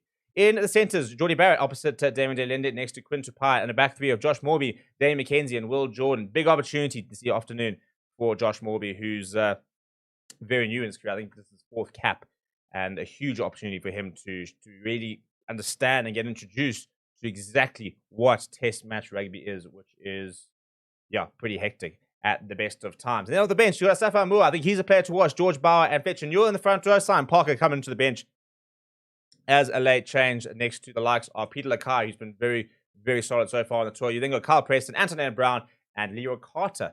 And I think there's a couple of worries about Will Jordan, Daniel McKenzie, sort of fitness, as well as Cameron Roygard. So options are plenty for the All Blacks as and when they need to feel they need to potentially make that sort of change. Right, people, this was our match day 23 from last stream. All the people that really got involved, that gave their predictions, that kind of got involved in the stream and the likes of that. And every week we basically build a top 23 of the people who are engaging in the stream and getting involved. So that was last week's team. And you guys need to start getting your comments in the likes of that so that you guys can feature in this week's team, which we will show in just a little bit. So plenty still to come in the way of some of the build-up. We've got comments from Rassi Erasmus when he announced his team. We've got to have a look at what the Springbok training was like over the last week. and we've just still got just over an hour of build-up to really ramp up until we do finally have kickoff over at Ellis Park, and it's starting to get very, very exciting. And I just think that, yeah, you know, we've had so much build-up. It's now like the deep breath now in this kind of last hour, and what's the haka going to be like? Is the crowd going to you know, be quiet? Rusty Rasmus put a big call out to say, please don't boo, please keep quiet. We want to be able to hear it. We want to try and make something really, really special. Whether people do that, well, we have to wait and see. But hopefully they do. Andrew says, watching from Cairns, Australia. I'm afraid watching from Cape Town. Mustang saying, don't really want to have Simon on the bench. I probably would have gotten the guy from the Pacific team and Super Rugby. Would have had him instead. And Michelle saying, will the game be broadcast? Yeah, unfortunately, we cannot be doing that because of lots of copyright issues. But all the coverage right here at Forever Sports. And remember, we will have the post-match press conference. We'll have a player rating show to come as well as so many different things. And I don't think you'll find any place that's got more on-the-ground, in-depth, and inside the camp coverage than here on Forever Sports. And those of you who've been around will probably verify that. So all of that coverage, official coverage, coming your way. But in the meantime, let's go have a look at exactly what Rusty had to say when he named the side. Let's have a look at exactly what the captains run held in store when they were out there yesterday. And just get an idea of how the team is sort of shaping up. Dave Rennie also spoke about the fact that, you know, that he's not going to get drawn into this war of words. He's not going to have a go at Rusty Rasmus, but he had plenty to say as well. When we come back, we'll be doing some score predictions and the likes of that. So don't go away. Smash a like on the video, subscribe to the channel as well, and I'll see you in a bit. Coach Rossi Rasmus and Damien Willemse. Hands up for questions. The first 10 minutes, you know the rules. First 10 minutes, open to bloggers. After that, we will just continue the media conference, but I'll hold the 10 minutes. So hands up for questions. Coach, what do you have to do to beat your Blacks this weekend? We'll probably try and do the things that we've been training for the last 6 weeks. And especially the last 2 weeks with the guys staying back in South Africa. We can go to Argentina. Most of those guys are in the team. Yeah, and I think the big thing will be for us, everybody knows, I mean, they can't go away from the game plan. They've been preaching all over in the media. So I guess preaching that and making supporters believe that's the way they're going to play. I've got no doubt that they will not play that way. So we'll have to handle their speed and intensity, which they are very proud of and mention a lot. And then, you know, yeah, as always, a team that spends most of the time on attack during the week. Obviously, the breakdown for them is vital. So those are the things we will have to try and counter. I look up at the makeup of the teams, the ages, the caps, how many minutes in the last 6 weeks each player played, and it's fairly even. So I think it's going to be a grind. Coach, just the thought process between or the halfback pairing of Sasha and Don, the thought process on that? I always think they did the best often to start. Sasha's done wonderful things for us when he's played for us. He was the flyer last year when we beat him in Auckland. And, you know, Kobus and Grant is clearly on 1 and 2 nines at this stage. So we don't always put combinations because Sasha plays together at the Sharks. We don't look at that. At the Stormers, we look at which player understands what we're trying to do and which player trained the best. And then obviously the players on the other side helping the guys to prepare as well as they can. So it's always a tough call between Mani, Andre and Sasha. It's tough between Krappies and Kobus and Grant. And even Herschel is really training really well. And then obviously he's got Andre still there who can come into the mix. We firmly believe from our experience from a Lions series and when I played earlier in my younger days in All Black or Super 12 weeks where you go for 4 weeks to New Zealand. The game will probably get won in match 3 or 4. You don't win them. Obviously, if you win the first match, you're in better state or better chance of winning it because you just have to win another one and then you can't lose it. But the decider will always be match 3. So keeping everybody involved, everybody anxious, not anxious, excited to play. And then when the next guy gets his chance, he's play. So it was tough and go, you know, touch and go. Who should play and who should not play. But in our scout, we like to rotate, and hopefully if things goes our way on Saturday, we can make a few changes next week. Hi, Russell. Just wondering about your thought process with your tighted props, Thomas missing out, and also the locks with Cobus we saw on the bench instead of someone like him. Yes, Sousa is definitely a bit undercooked. You know, he hasn't played. If you look at his minutes in the last 6 weeks, it's four minutes. You know, so he got injured really early. Lourdes struggled a hell of a lot with different injuries in the last 7-8 months, and he only got about 40 minutes versus Argentina. So we're trying Tony and Sepp and Anderin and all our SSC coaches, Andy, are doing a lot of work with those guys to get them up to match fitness. And as I say, this game, which is going to get played on Saturday, is definitely not the game that will determine. We've seen it in the Lions series. We've seen it many times. And World Cup pools, we lose a pool game. It is who's still standing and how many men you still got fit and ready to go when it gets to Orlando and then eventually to Baltimore. So we see us the same. Sia probably could have played, but you know, risking him this weekend, and then you get to match 3 of the series, and then you have a lot of walking wounded. So yeah, on those 2, that's definitely the thought process. Rusty, what do you make of the All Blacks back 3 under the high ball? They sort of seem like they've made some improvements, but is that still in the area where you think they're a little bit? No, I think they're wonderful on it. They've got this new thing where the winger runs back and he runs backward and catch it. I think it's a wonderful strategy. I think it's very clever. Obviously, we will look around a few opportunities how to counter that. But no, it's a good plan. It's very innovative. You know, it's normally the fullback or the winger that runs forward and catches it. They're running backwards, and I haven't seen them done it once illegal. So they do it really, really good. And it's a good ploy. And I mean, of this team we're playing this weekend, you know, I think there's only 9 players that we didn't play against last year in Auckland and in Wellington. And of those 9 players, 6 are forwards. And of the 6 forwards, 4 is playing off the bench. So, and then of the backs, there's 3 new guys that we didn't play against in Auckland and Wellington, and 1 is off the bench.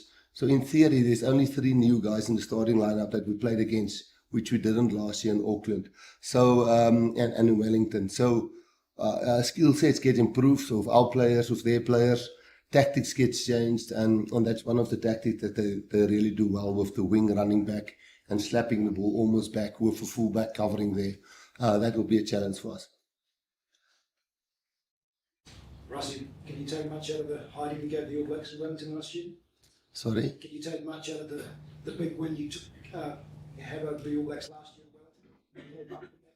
Well, as I say, there's in the starting lineup 3 new guys that did not play in those matches.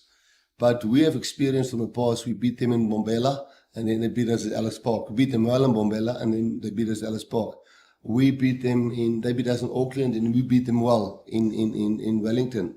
They beat us well in 2019 or 2018, 57-0. And then the next weekend at Ellis Park and Newlands, it was a 2-point game. So if you live in the past, you know, I see a lot of people are quoting stats of how many wins and how many losses.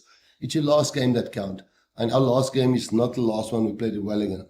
It's the game we're playing on Saturday. So we won't be stupid enough to think it's going to be that easy.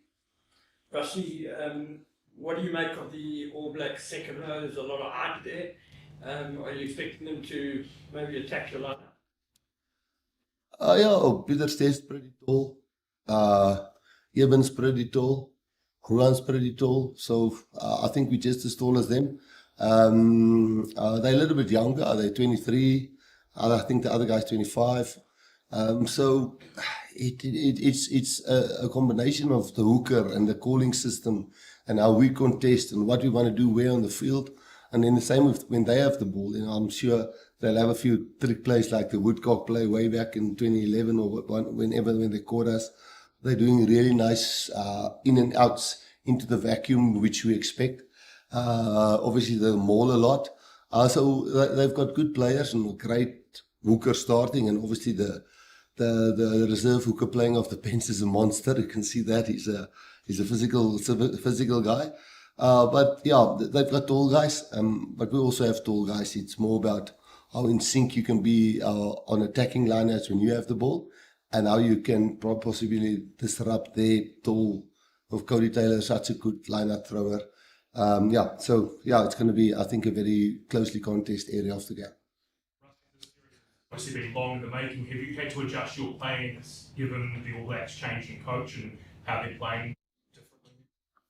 Yeah, I mean, they say it all the time, so it's not a secret. I mean, they can't go away from what they're saying now, because I mean, what they're saying on social media and what they're saying at press conferences, they're going to play a fast, intense, and people must try to keep up with them. So, and that shows in the stats. You know, they've probably doubled the breakdowns, doubled the passes that they had in the Razors era. And, that's the way they want to play. They want to run you off your feet and make sure that they win their breakdown ball lightning quick, whatever it takes at that breakdown.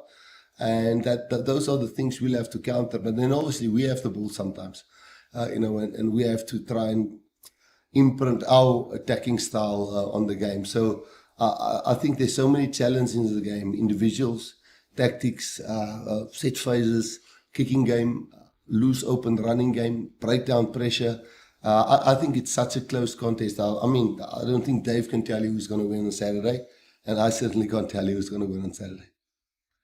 Hi, Rassie. So in one of your podcasts, you mentioned in terms of the reasoning behind releasing the team on a Monday, obviously touching on content creators, team predictions, and all that type of stuff. Did you have to change anything this week? Obviously, with the team being announced today, is there anything that you had to tweak within the camp, obviously with the players, and the things that are happening on social media? Yeah, you must remember what we do inside the camp and what people think outside the camp. It's really far removed from the truth. So you must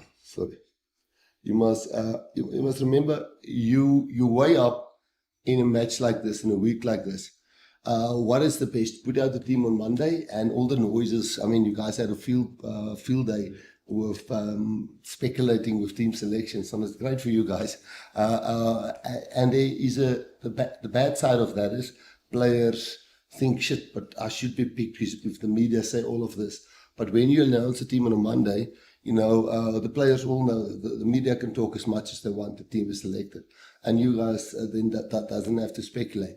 Now that advantage of the team knowing I'm not going to listen to what's said on social media and in newspaper articles, because the coach told us and all management team told us, and the team all knew already last Friday was playing, so that they got enough time to prepare, and then you have to weigh up. Listen, giving the opposition not the ammunition to know exactly who's playing, and you reaping the rewards of announcing your team on Tuesday, or Monday, so that the team is settled and all the outside noises doesn't influence. This specific week, we thought, listen, we are so used to announcing our team already the previous weekend or Sunday or Monday, and we just waited to up, and we decided, listen, we'll rather handle the noise a little bit this week, because the way New Zealand prepare for opposition, as far as I understand, they're really particular about the player profiles, how they play,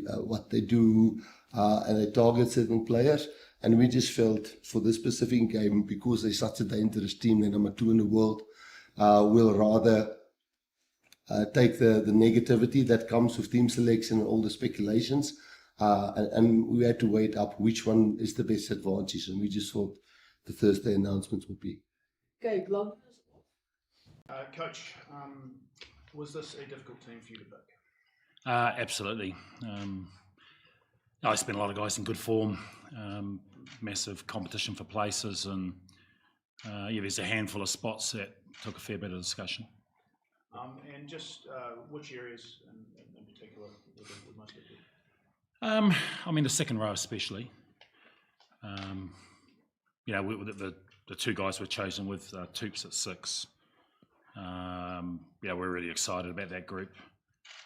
But you look at how good Paddy was against Ireland, and Sam Darry's been excellent for us as well. Big man with a really good skill set and a massive engine, and So yeah, look, we believe that we'll use more than 23 on this tour, and such as the intensity of the tests, and so we think other guys will get their opportunities. Dave, the original plan was to, I think, correct me if I'm wrong, to bring Fabian probably in more for the second test because he hasn't played a lot of rugby this year. You've obviously rethought that. What have you seen that's made you think he's ready to go straight into this test? Yeah, I'm not sure we were leaving him for the second test, but we wanted to get some decent footy into him. So obviously he played the first and third tour games, Stormers and Bulls, and it's been really good for him. He's got a big engine as well. To get through as much footy as he did at altitude last week was great, and so we believe he's ready to go. But he's a big man who's will have an impact on the game, we believe. Reds, did Damien get through training okay earlier this week? I know it was sort of light training start of the week, but how's he been and got back? He did a big chunk of a training on Tuesday. He's come through really well, so yeah, we're really confident. Nice, and obviously Cam and Will are back as well. Just how big of an inclusion is it having both of them back? Obviously they haven't played too much yet this fall at all, but how's that going to be? Yeah, look, that's good. I mean, they're both very good players and important to us. Both had big impact in the series of Nations Cup series, and they're reasonably fresh and keen to rip in. Ruben Love, obviously a massive opportunity for him getting to wear the number 10 jersey at Ellis Park. Just how excited are you to see him out there and see what he can do this week? Yeah, look, he's been excellent. He's really confident, really clear. He's led really well, and like I say, he's had a great season. He's been really strong for us in the black jersey, and deserves that starting spot. Artie's back, obviously. What did that time do off for him, and what's he brought back? Yeah, look, he's come back full of beans. Obviously, it was good to get his head out of footy for a few days. Spent a bit of time at home as well with family, and but I know he really missed it. He's trained really hard. He's come back in and connected quickly, so he's been in for almost a week and a half. So yeah, he's ready to go. What's impressed you most about Josh Morby and this, I think you can call it sudden elevation? He's played obviously first class rugby for quite a while, but what's impressed you the most about him? Oh, it's probably composure. Like he just makes really good decisions. He's got an excellent skill set. He's got a big ticker, and we get a lot of repeat efforts out of him. But it's his ability just to do the obvious that creates space for him or people around him. And it was also a difficult choice. Leroy Carter was excellent last week, and obviously he's on the bench, and it's a 23-man game nowadays. So they'll both have impact. Coach, any thoughts on Springbok games, comments on the breakdown and especially the ducking of shoulders? Yeah, look, we sent in clips of concerns that we've got. I'm sure they've done the same thing. I'm not sure why they're trying to air that stuff in the media. I've got no plans on sharing any of the clips that we've sent in with the media. Coach, how has the All Blacks discipline developed during this tour? Any trends? Sorry, say it again? How has the All Blacks discipline developed during this tour? What have you learned? Yeah, look, I think Felix was pointing out a handful of things around, we're clawing a leg. We did that once, we got penalised. We threw a guy across the line out once, got penalised. We were pulling back at the back of them all, got penalised and sin-bin. So we've learnt, and discipline was much better on the weekend, and we know that's going to be important against the Springboks. Dave, what's it going to take for this All Blacks team to beat the Springboks on Saturday afternoon? I think belief is a massive part of it. It's you're going to Ellis Park to play the Springboks. It's almost the Mecca, and but we're really excited by the challenge, and being here for 3 weeks, we've had good prep. So we know we're going to have to be at our best. We know we're going to have to be disciplined so we don't give them easy entry into our 22, and we're going to have to be really accurate. They've got an excellent team, haven't they? And certainly we expect a lot of aerial attack, and I think if we can diffuse that, that'll give us some opportunity to attack. So you talked a bit about optimism and everything this year, but often games like this can be decided by penalty goals. I think you've only had one, maybe two attempts at penalty goal this year. Are you prepared for the team to go to that sort of? Yeah. Look, there'll be times when it's an arm wrestle, and so look, you have to dig in. We want to play when it's on to play. We need to bar up for a big chunk of it. It's test footy, and we know the Springboks will ask a lot of us. Dave, how important is it going to be to win the first test if you want to win this series, given that you probably have to win 3 tests to win the series? Well, yeah, I mean, it'll help, won't it? I guess whoever doesn't win the first test will say, it doesn't matter because we've still got 3 to go. So, look at it. I'm sure both sides want to start well. And, we see it as being a really tough tour. So, drawing first blood would help. Has Geordie been named, regarded as a long-range goal kicker in these tests? Who? Geordie. Oh, Geordie. Yeah, absolutely. You get an opportunity. He's been practicing his kicking, and everyone likes kicking in Johannesburg. It seems to go a long way, so good for the ego. Dave, how important has being here for these early games and being in South Africa, rather than coming in cold, which you normally have to, not only for the guys to know what's about to hit them on the field, but away from the training field as well, and embracing that sort of South African feeling? Oh, it's been brilliant, and look, I always felt that. We're well aware of how tough a tour it is, but to get 44 players here, really immersed in the culture that we're trying to develop and the game model, and we're confident we'd leave here in a much stronger place heading in 12 months out from a World Cup. So it's been great. Even playing these provincial games, everyone gets to play, so everyone feels part of it, and there's been some outstanding performances, and hence the reason why Overside's been difficult to pick. So we're loving it. Is it the ultimate for you as a rugby coach? I would say absolutely. Because it's such a big challenge. But we're loving it. We're working hard, but we're connecting really well, and we've got a lot of great people, players and staff, and it's important that we enjoy the week. So have you got an update on Cortez, and are there any other injuries in camp? No real update. Yeah, he's on the improve. He'll do a little bit of running today. He won't be available for the Lions game, where there's still a question mark around Test 2. But yeah, we're hopeful for Test 3.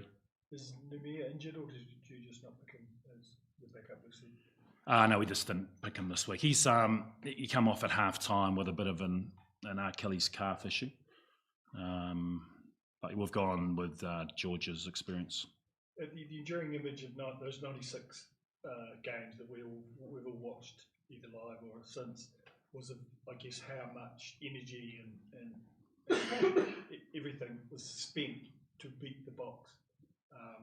Fitzy thumping the ground, prone on it. I mean, is that, the other guys aware of you? Yeah. Is the messaging being that's how deep they're going to have to dig? Yeah, we're going to have to really empty out the tank. A slightly different game in those days. You barely used your subs, and the 15 guys that started generally went 80 minutes. So, but yeah, it's no different. Obviously we had the 96 team in.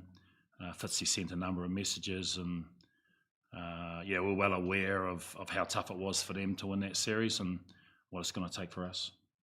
World champion Springboks at home, sold out Ellis Park. Is there more pressure on them to get the job done this week? I'm not going to try and heap that on them and play mind games. I'm sure they're excited to play at home in front of a sold-out crowd. We're really excited to play there as well, and it's it's one of the toughest challenges in World Rugby, and so we'll embrace that. Any questions? Wonderful. Thank you, Dave. Cheers, guys.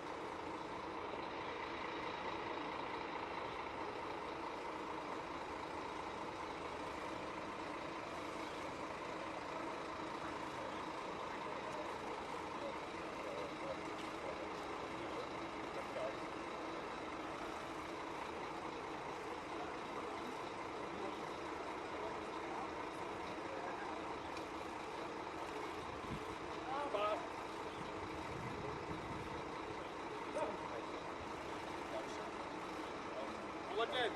Good. Enjoying the top of the knock. Well, I'm still watching on one. So what do you do?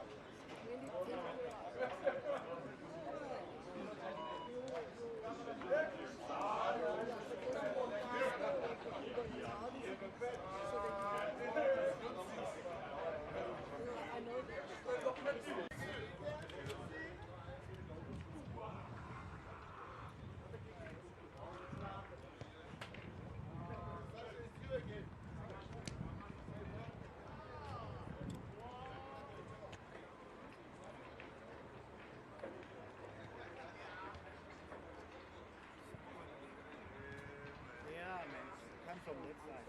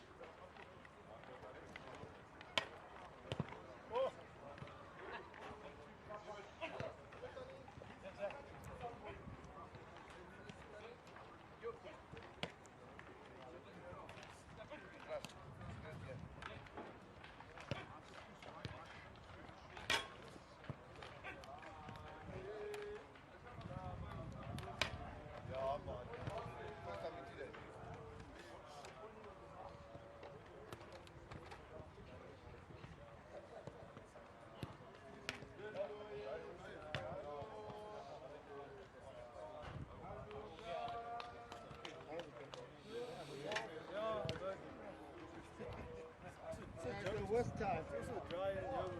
Yeah, it's the worst time.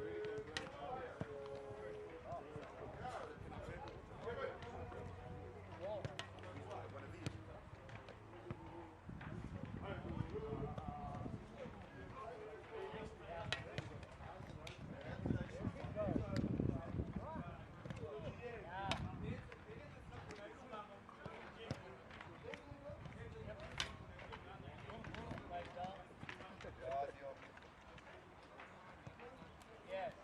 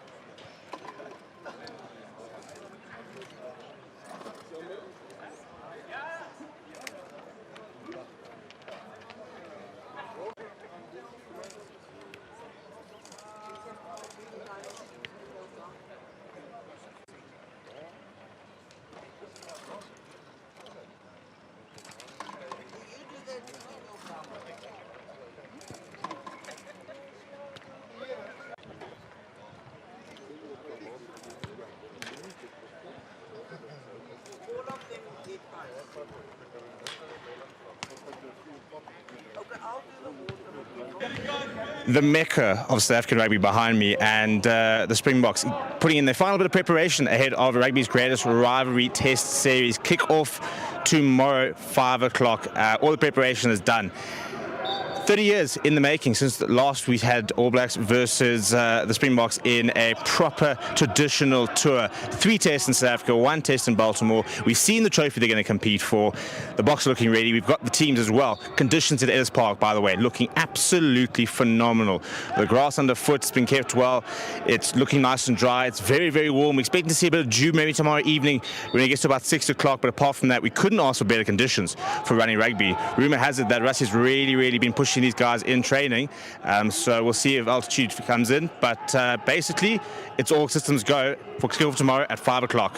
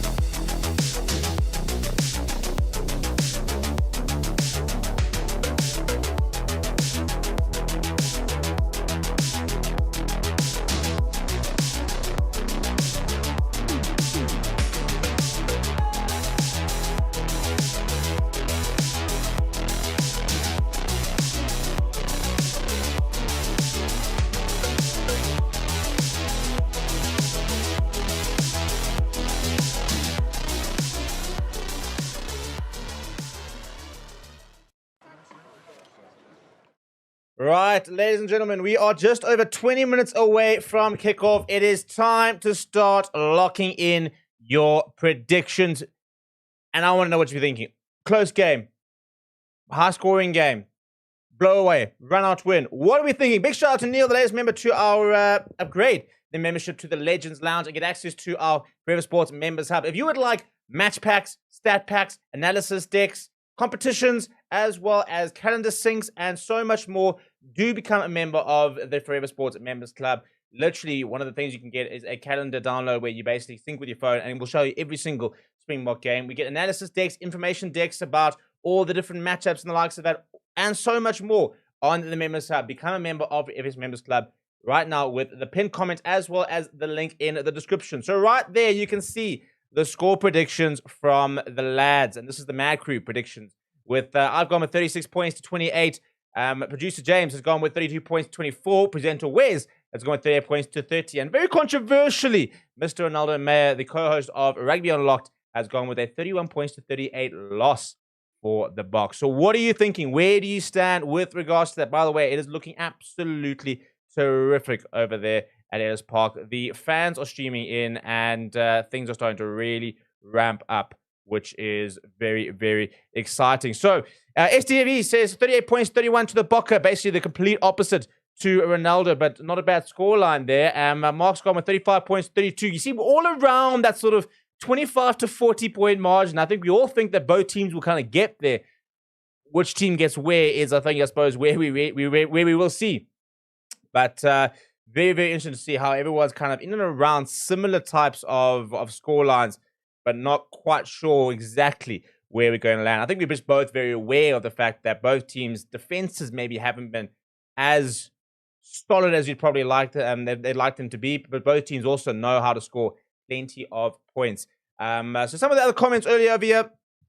And Nicholas says, there's nothing like an A side or B side. Once you pull that jersey over your head, you're the number one choice for the day. Therefore, you are the A side. It's a very good point you put on. And lots of interesting selections and the likes of it. Also looking like a very good crowd over at Ellis Park, which is the main thing. It's going to be absolutely epic, people. I've got 20 minutes until kickoff. We still got the anthems as well as the haka to get through. Both teams are out in the warm-ups. And it looks like just about to now start returning to put on the kit and come out to what is looking like a very packed Ellis Park. And when Ellis Park is full, it is a cauldron. It really is. It's intimidating. It's high. It feels quite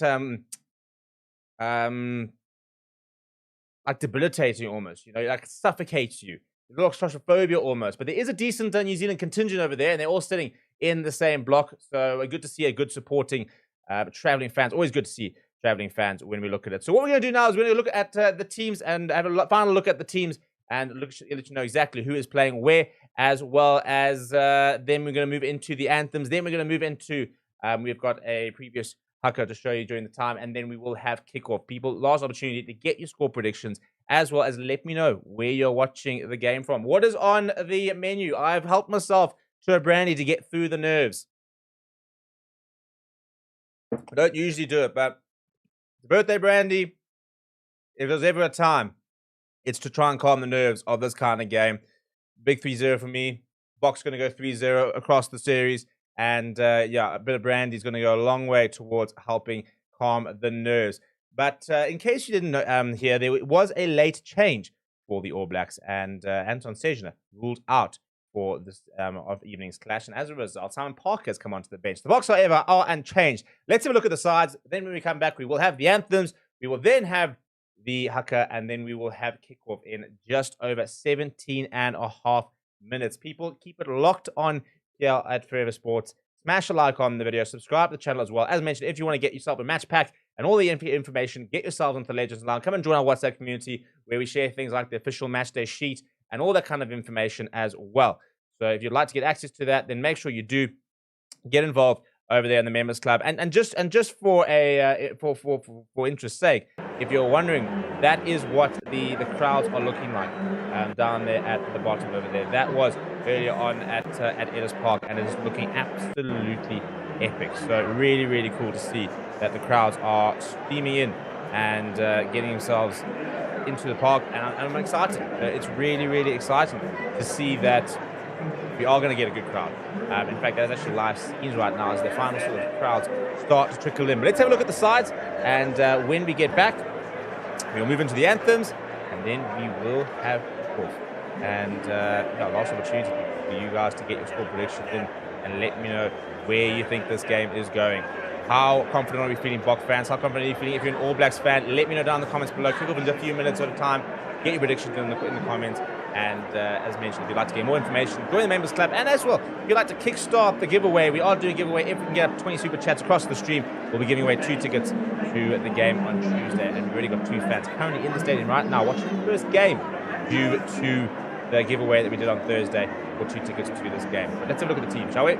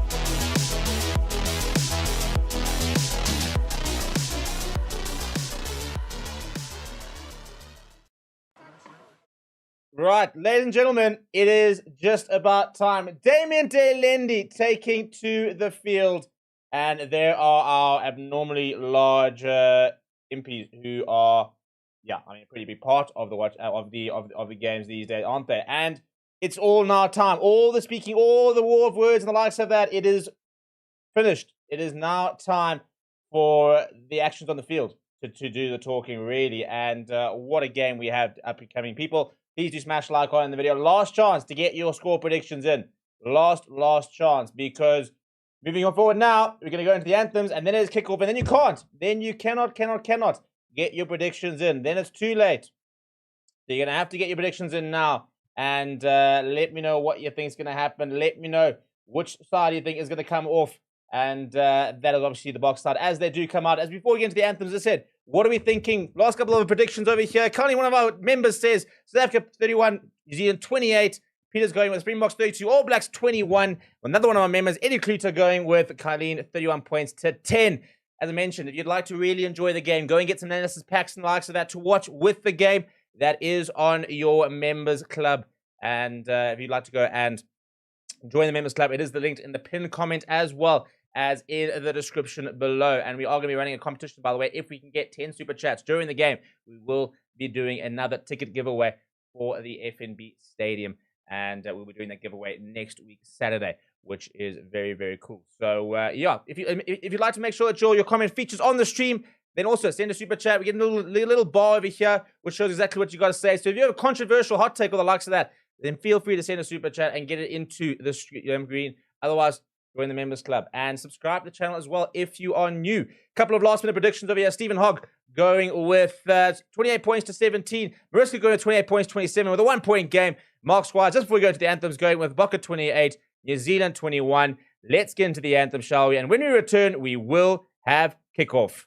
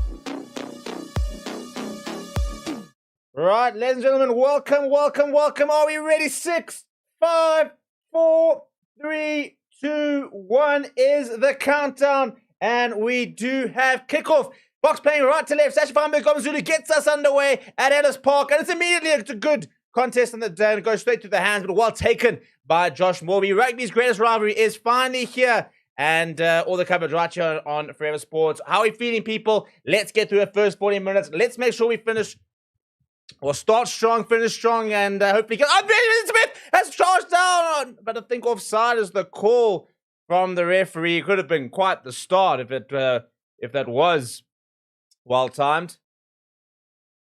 Too quick, though, says the referee. Slightly over-eager, Eben, but...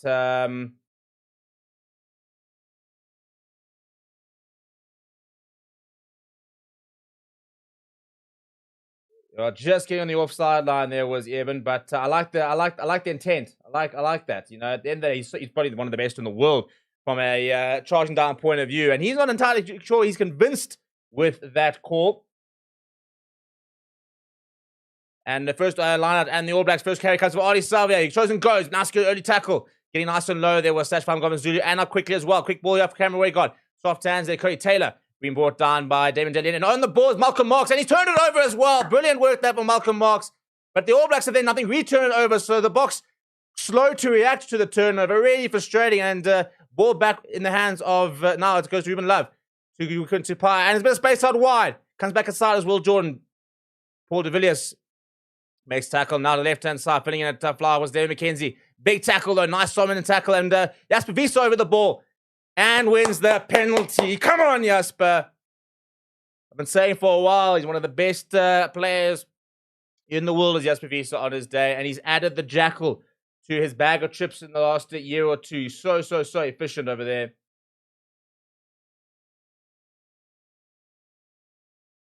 So a couple of nice tackles there early on. Nice physicality coming from the box. And that's what you want. You want to get a couple of good early tackles in and start really laying down the marker about how this game is going to go. And we've done exactly that with a couple of early hits. And we've already had a breakdown. Steal from Malcolm Marks. Already had now a penalty at the breakdown there coming from Jasper Wiese. So it's a really solid start. And it's not a solid kick. It's a big tackle coming that from Oxen Chair. And quickly on the ball was Jasper Wiese.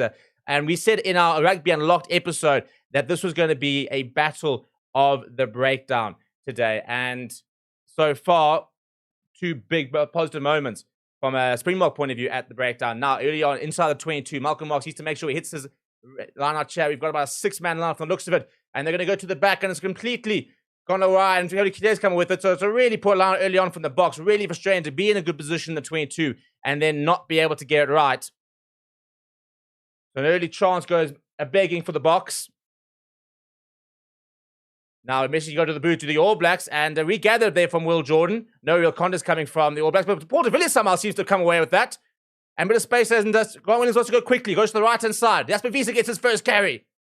Fighting hard in the tackle. Quick ball here from Jasper Wiese, and it's a penalty right in front of the pole. Take the points, boys. Take the points. And there's been shouting to the referee, so he's been marched back 10 meters, have the All Blacks. And straight on is Felix Jones. He wants to get the kicking going on, and they want to take the points early on. You take the points on offer here.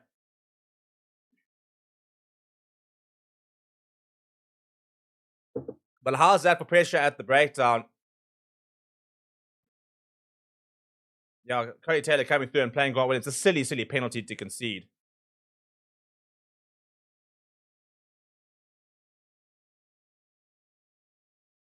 First kick to come. And a big shout out to Peter, the first stream out of the day, saying, happy 30th birthday, Stevie P. Go Block. I hope you had an incredible day. Thanks for the comment. Yeah, thank you so much, Peter. Well, here we are on the stream. And I just say, well, I couldn't think of a better way to go into the 30s than watching the game with all you guys on the stream, with hopefully the box about to get into the lead. Sasha about to add on the first points of the match.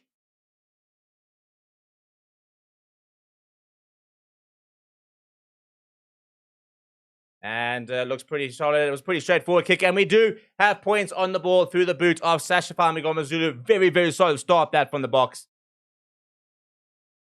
And that's what you want to see. You just want to see as positive. Throw that first punch, you know. Throw the first punch, get into the game. start getting into your work.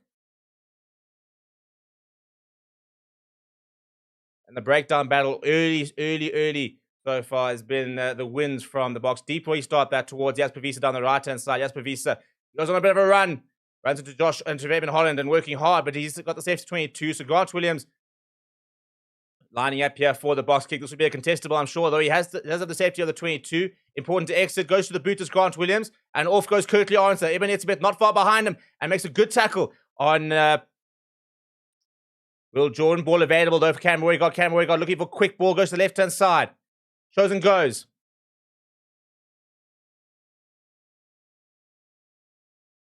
Now to the right-hand side. Penalty advantage. Penalty for the All Blacks. And comes inside as Tupou Vaa'i, wrapped up by Grant Williams. Offside was the call from the referee. Quick ball to Cameron Roygard. Holland shows and goes. Nice big hit coming out from Ruan Nokia. No advantage, says the referee, and marches back. And a big shout out to Sonny Blum with the 70 Rand. And a big happy birthday. Thank you, people. Appreciate it. Let's hope the box get... that's the best present you could ask for, isn't it? An early 1-0.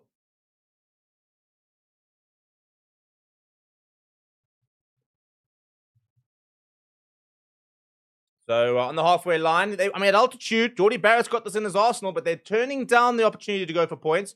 Ruben Love has found a decent touch finder by the 22. Oh, I think that's a bit harsh, you know. It's Vilko Lower. I think that he's guilty of maybe not retreating because he goes early, does Ruan Nokia, then he retreats and goes again. It's a bit harsh, I think. It's a bit harsh.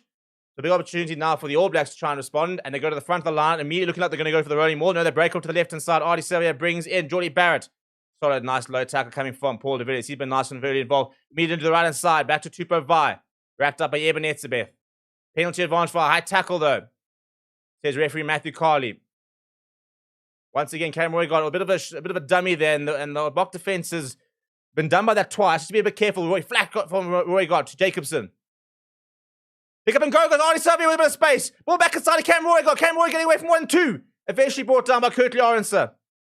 10 minutes out now, the All Blacks. Jacobson, quick ball to Geordie Barrett. Long pass out wide.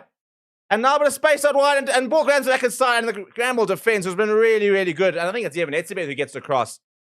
Well, it's Tupou Vaa'i had a bit of space down that right wing. And immediately they threw that long pass quite quickly. So they've obviously identified there's potentially space. Interesting that we saw Kirkley Arnson actually defending in the field.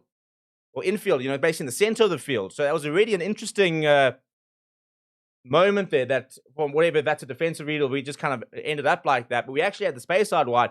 Tupou Vaa'i was the player. Eben Etzebeth was the player out wide.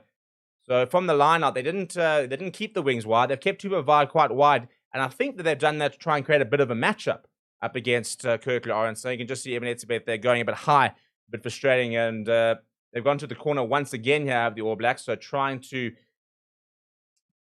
So the real first punch, which will be a first try. And will they go for the rolling maul? This time they are going for the maul. And it looks like pretty well set as well. To the right-hand side, though, it goes. Trying to get a bit of go forward. Lots of players coming in. Just back to the left-hand side. Ball seems to have popped up there for Roygard. Almost came out. Slowly. Call to Usyk is going to come. And Roygard does Usyk. Shows and goes himself. Roygard makes the tackle to his opposite number, Grant Williams. Now Tupou Vaa'i. Big defensive set needed here from the box. Pick up a goal, just short. Artie Xavier almost seeing half a turn. Penalty advantage once again for Matthew Carley. Round the corner they go. And I think it's been held up. Is the ball going to come back available? To the side, and they're over through Will Jordan. That's really poor, to be honest. It's at point blank range, and that's Cam Roygard. We said for a while, Cam Roygard is the player to watch. It's a bullet pass to the right-hand side. And Will Jordan literally grabs it and dives over. It was that easy for him. Well, he is the leading point scorer for good reason for the All Blacks.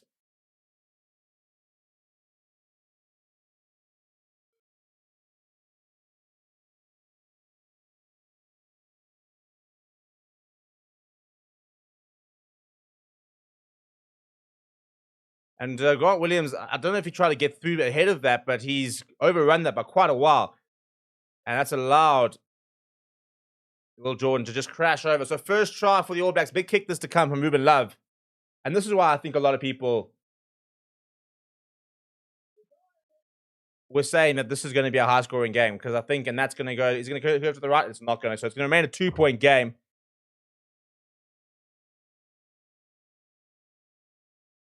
It's a great pass from Roygard. Bullet pass to the right-hand side. Grant Williams, I think, comes up almost looking for the intercept to try and get ahead of the gap and misreads it, and that just gives it a slight shoulder advantage to Will Jordan.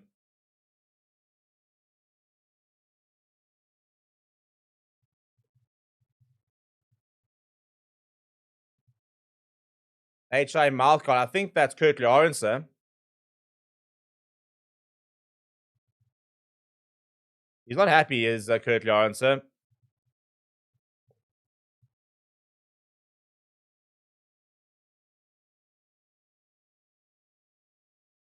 So Andre Estesen is going to come on here for Kirtley Orense. Interesting to see how this will change the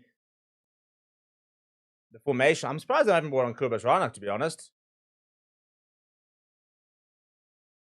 So it's a Mouthguard HRA there on Kirtley Orense. So on comes Andre Esterhuizen. I assume we'll see Andre Esterhuizen shift to 12, Damon Delende to 13, and we'll see JC Creel out to the left wing, which is what seems to be happening. A bit of running repairs in the middle of the park. Not entirely sure what. It's Ethan de Groot down getting a bit of knee strapping.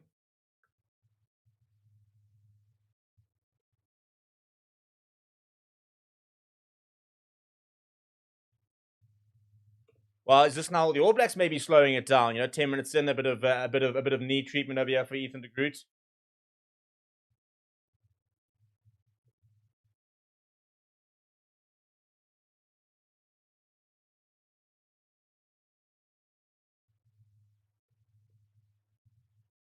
So he is all right, and we'll continue. Will Ethan de Groot. So 10 minutes and 5 points to 3. Sasha will get things going down to the right-hand side as where we went the first time. As a look to see exactly where he might go. And down the center there go. So it's a bit of a variation there towards Artie Savia inside the 22.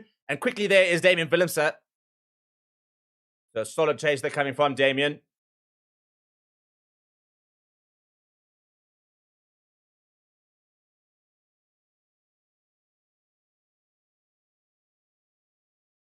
Use it as the core camera guy looking for the box kick here. Does go to the box kick, looking for touch as well. I think we'll find it. So yeah, JC Creel has gone to the left wing as expected with the replacement there, Kirtley Orense into the HI, and as a result, we have a bit of a retweak. So Andre Esterhuizen will go to inside center. Damien Delende will shift to the outside center. JC Creel will shift to the left wing.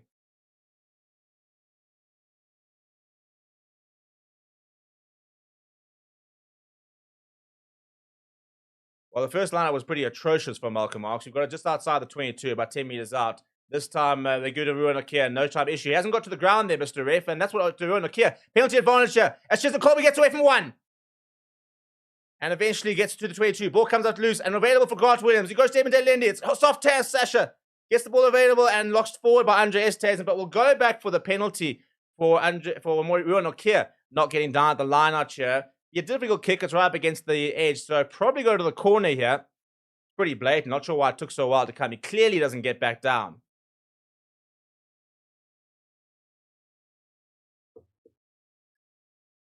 Big welcome to Steve Moore, that is member of the FS Members Club.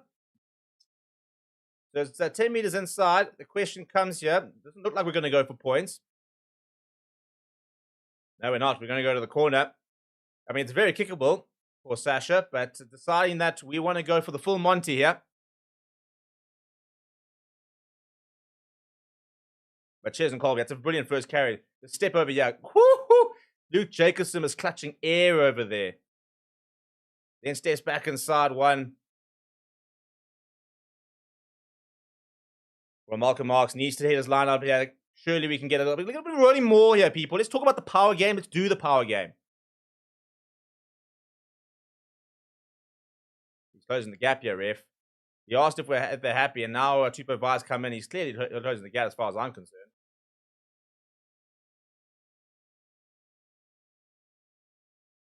And they do go to Ruan Okia. Ruan Okia doesn't get down to the ground this time. It looks to instead the rolling more so far. Not much give. Now really working hard to try and get a bit of forward momentum. Once is the call from the referee, Malcolm Marx, with ball in hand. Now they spin it down the right-hand side. And use it is the call. Ball is available though. And around the corner goes Peter Steph to Toy. Peter Steph to Toy.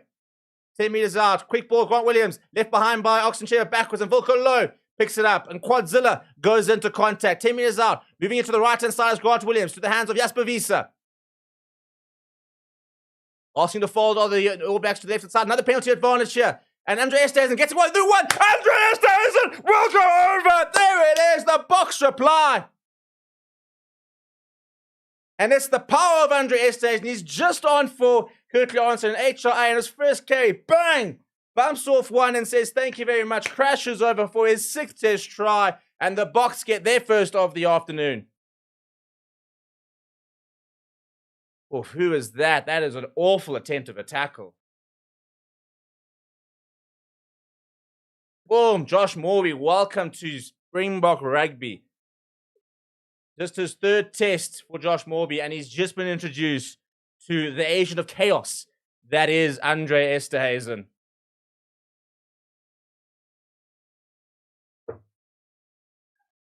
Jason Colby, by the way, taking the kick here. That's interesting. So Sasha took the first one. Now Jason Colby's decided, well, give me the ball here. Let me have a go here.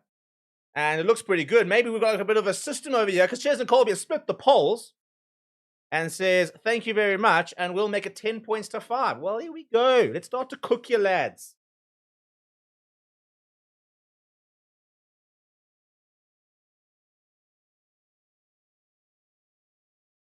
I mean, that's such a big carry coming from Andre Estate. It's a complete mismatch, though, Josh Morby versus Andre. I mean, the size difference, the weight difference, and that's the problem. You cannot hide in test match rugby. Deep restart. Under it is Sasha. Looks to find touch over here. I don't know if that was touched by the All Blacks. He ends it flying into touch. Damien McKenzie will not be able to take it quickly. Very, very nice clear. It's very good exit. So important to exit well. I've said that many a time. You know, you talk about kick being as good as its chase. For me, a try is as good as its exit because it's about winning several moments. You get over the try line, you score some points, and when you exit, now cool. That's almost you like to give Lock the points. If you don't exit well, you can basically allow them straight back into the 22 and straight back into point scoring opportunities. Solid line at that from the All Blacks, but nice solid tackle came from Paul de Villiers on Geordie Barrett. I'll tell you what, Paul de Villiers is getting right back into where he left off in the Nations Championship. Well behind the gain line here of the All Blacks.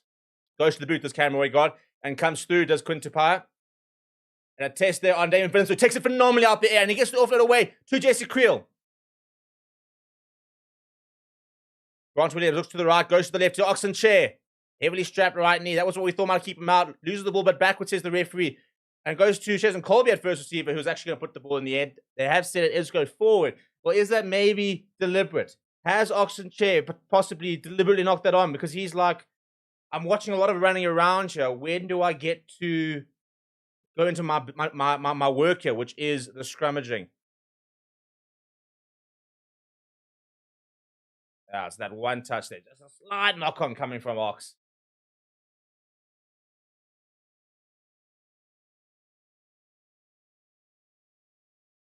And now we're seeing the All Black players, another All Black player getting a bit of treatment. So all that talk about the Boks slowing the game down, and so far it's actually been the stoppages have been the All Black players. So is that a little bit of mind game? In fairness, I mean, Geordie Barrett's actually got blood all over it, so I'm not quite going as far as that. But it's just funny that was the rhetoric that the Boks looked to purposely slow things down. And so far, all the stoppages have actually been the All Blacks. We are going to have our first scrum of the afternoon. There, Jesse Creel having a chat to the referee. Is the official vice captain for this afternoon, by the way, if you didn't know. You can tell by the team photo. Here's Steph the Toy. In terms of the pack weights, by the way, the Boks 926 kgs to the All Blacks 917. So 2 very big packs, but not that much in it. However,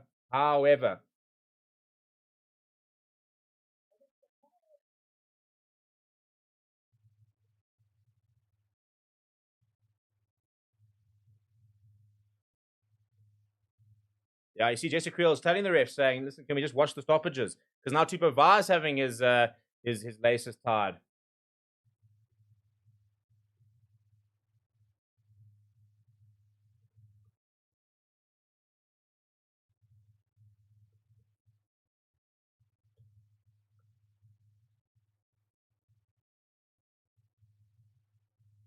So that's going to be an interesting whole part of it. And that was the chat all week was, are they going to slow down the game? You know, are the Boks going to slow down the game?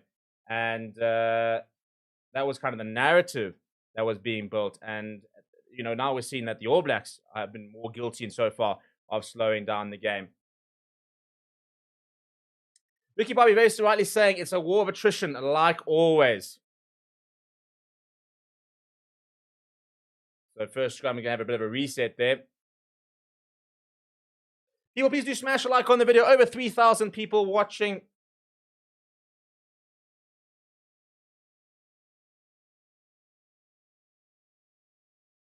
A reminder that if we get 10 super chats in the stream, we will look at doing another ticket giveaway. There is 2 fans right there in the stadium right now, courtesy of the giveaway that we did on Thursday. So, big shove. They're coming from the box, and they do get the ball out to the All Blacks, but it's a big scrum. Wrapping around here is Ruben Love, and this is where the All Blacks can be so dangerous. He steps back aside, Ruben Love, brought down by Andre Estes and getting across up towards 22. To the left-hand side goes Cameron Roygard.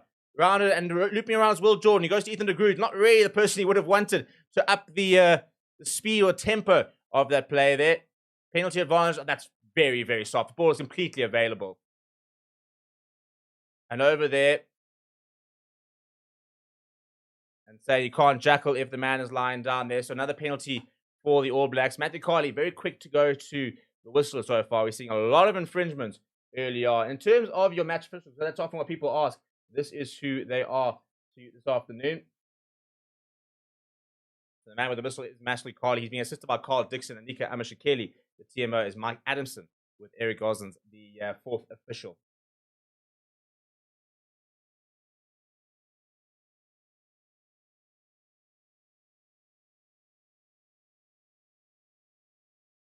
Yeah, so basically it's because Wilco Lowe is in the ruck over there. He gets around there. He wouldn't have been penalised if Oxenchair hadn't decided to try and go for the jackal. That's what the referee was saying there.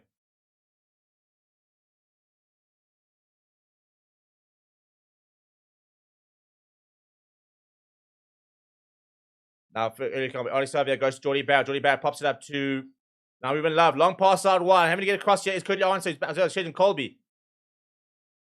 And over the ball is Shashafai Magomazulu. Asking the question was Damien De Lindy. Show and go coming from Cameron Roygard. Over the ball is Paul de Villiers.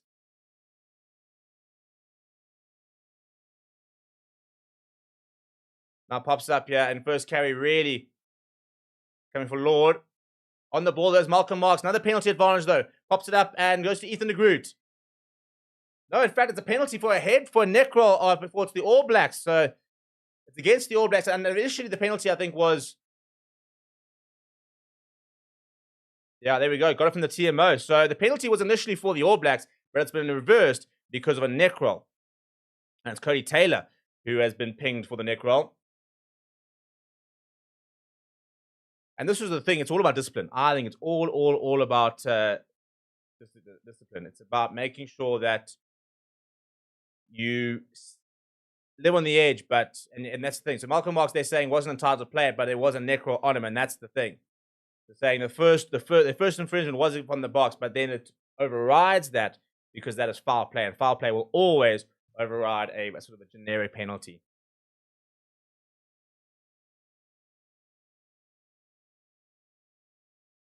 And once again, this on not the cleanest line, but we have got it back. And Paul de Villiers goes on a run. Nice, solid front foot ball there for Paul de Villiers. Grant Williams immediately going back, looking shape up for the kick. Ruan Nokia ready to chase, as is Andre Esterhazen. And it goes high in the air. It's not gone particularly far from Grant Williams. Swirling around, Eben Etzebeth's around there, as is Cheslin Colby. Cheslin Colby comes up and runs back towards Cody Taylor, who pops it up to Luke Jacobson to the left-hand side. Up quickly goes Damon Lindy and makes the read as Jesse Creel. Very good tackle there on Jesse Creel. And ball pops up towards Josh Morby. And chair quickly, as is PSJF the toy. Good defense there from the box. Now Ethan de Groot, almost a half gap, almost gets the offload away. Ball pops up to the right hand side of Jordy Barrett. Jordy Barrett goes to Will Jordan. Out to Cody Taylor. Lots of space on Cody Taylor. Super Vi comes inside. Makes the tackle as Damon De Lindy in his 100th game. To the left hand side goes Cameron Roygard. Ethan de Groot at first receiver. Gets nice and low as Grant Williams. Ball's available for Cameron Roygard. Goes to the left hand side. First receiver Ruben Love fires out to Mayor McKenzie. McKenzie out to Luke Jacobson. And he finds Josh Morby. Steps inside, but Jesse Creel makes a solid leg tackle there. Not much go forward ball so far from the All Blacks. Good defense so far from the box.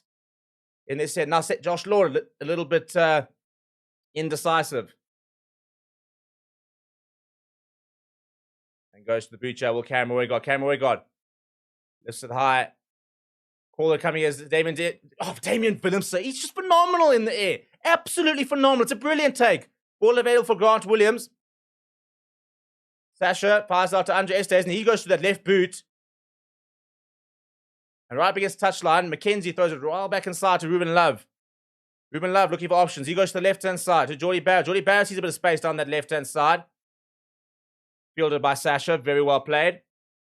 And he's marked it, in fact, as Sasha. I mean, we can't do this anymore, unfortunately. Otherwise, that's probably exactly what we would have done.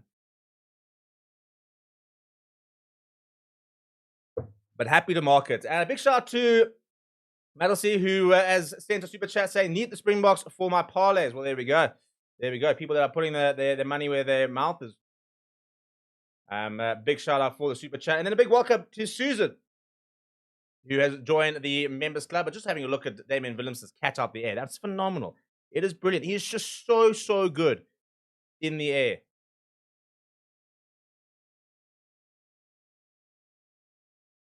Now off the back goes New Jacobson, goes short to Jordy Barrett. Block defense quite deep, and Peter Steph the toy makes the tackle. So go for it, boy, from the All Blacks. Quick ball from Cameron Roygaard. Holland. To the left-hand side goes Roygaard, and then long pass out wide from Jordy Barrett. Grant Williams getting across to Bovai. Ball backs aside to Josh Morby. Josh Morby's going to go over. And they found the space on the left-hand side. That's great. And this is what we talk about. The All Blacks have been upping their handling, and they'll level the scores with that try.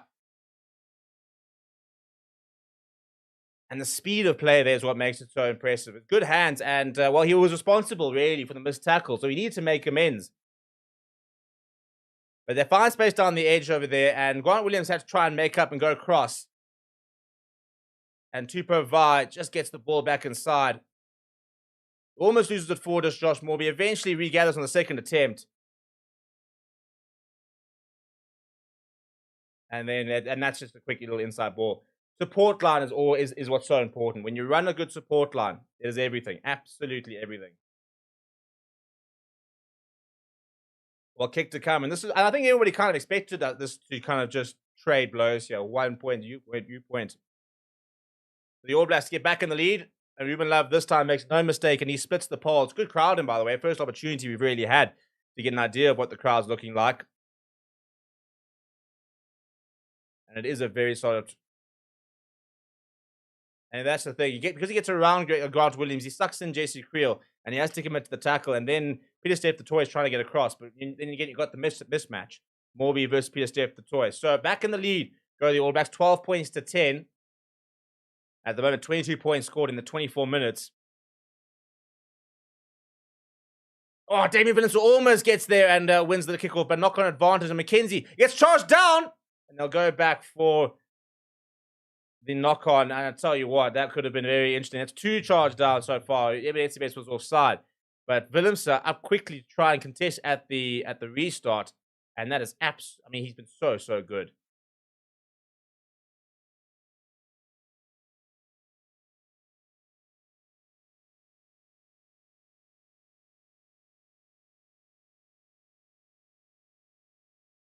So far, most of the action area has been between the halfway line and the 22 inside New Zealand territory. So, been 50-50 from a territory point of view. There's some early stats over there. New Zealand with 61% of the possession so far. Box line has not been great, but plenty of tackles being made by South Africa. We expect them to make lots of tackles and have to do a lot of that work. But so far, a try apiece. Penalty, that's scrum time! Death, taxes, and box-winning scrum penalties. It is just the definites in life. You know, if you were to bet anything, I mean, I wonder what... I mean, the odds on the box winning a scrum penalty must basically be about 1-1.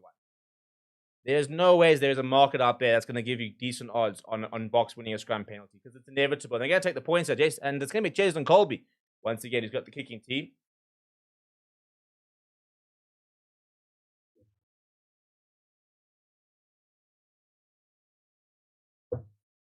And how good is that? You know when I talk about exiting? There we go. That's exactly the kind of concept I'm talking about. The fact that the Boks have scored points. I mean, New Zealand has scored points. They've scored 7 points. They've now, the Boks have forced a knock-on. So it's a bit of a mistake, but it's a contestable because it's a scrum. Bang, you win the scrum penalty. And if Cheslin slots this, all of a sudden that 7 points that New Zealand have just scored comes down to 4. And I mean, it's bang in front. It's very interesting that Cheslin Colby is taking the kicking the duties here.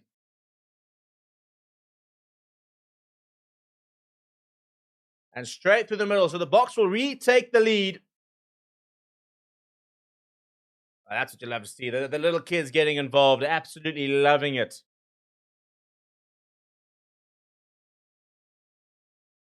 And Thorn Ranger reckons should have gone for the corner. I think it's test match rugby. I'm very happy to take those 3. I mean, that's such an easy 3, such a bonus 3, really.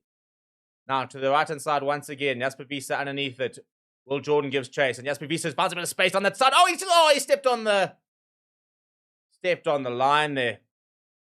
Just got away from Will Jordan. Cameron Wiggott thought about taking it quickly. It was a good carry that from Jasper Wiese. Unfortunately, couldn't quite stay within the field of play. And it would have been an absolute pleasure to have watched him running at full tilt down that touchline. Just over there, that one almost stays in, does Jasper Wiese. He's not far away from staying all the way in.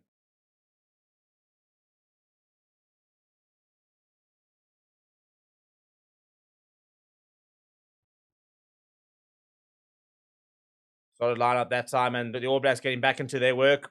Down to the right hand side to move out, wrap around from Will Jordan, and I think surely they have Bandela untouched. Very, very, very good defense. Very good defense. Ricky Bobby says if you get a score, you must not give it back to straight away. Well, exactly, and we did kind of to a certain degree there, but we haven't. I mean, if you score points now, you wouldn't say that we didn't exit appropriately. Whereas the All Blacks did exactly that. You know, they score points, and within 3 to 4 minutes of them scoring points, we basically almost cancelled it. Well, we got back the lead. Didn't quite cancel them out. Paul Davis, by the way, has already racked up 11 tackles in less than 50 minutes. That is insane work rate. And the contest at the line is good, and it's a good contest from Evan Etzebeth, and Grant Williams gets a dive, and then Paul Davis breaks through 1. Still going is, there's no ways it's a, well, yeah, penalty comes for the, for not releasing, and that is a huge carry from Paul de Villiers. Sasha having some words to the All Blacks as well. I just want to like to see people, like to see a bit of cooking here. A bit of cooking.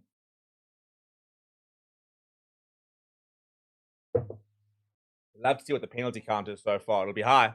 It'll be high.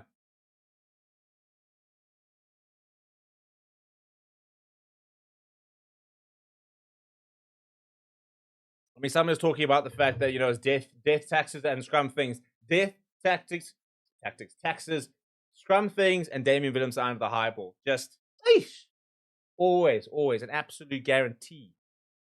Good line there from Eben Etzebeth. Not the best pass down from Grant Williams. And once again, Sasha this time going. Pops it to Paul de Villiers, going back into contact. Just an energizer bunny, isn't he? And Grant Williams immediately goes to the boot.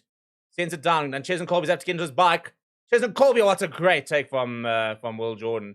Takes it quickly, there's Will Jordan. Sees a bit of space. And he's charged down. Dive at it! Wilco Lowe's dived on it. And to the left-hand side, Eben Etzebeth straightens, gets into U1. The tempo of this game, by the way, absolutely immense. Backwards is the call from the referee. Grant Williams, not too many options. Goes to Jasper Wiese.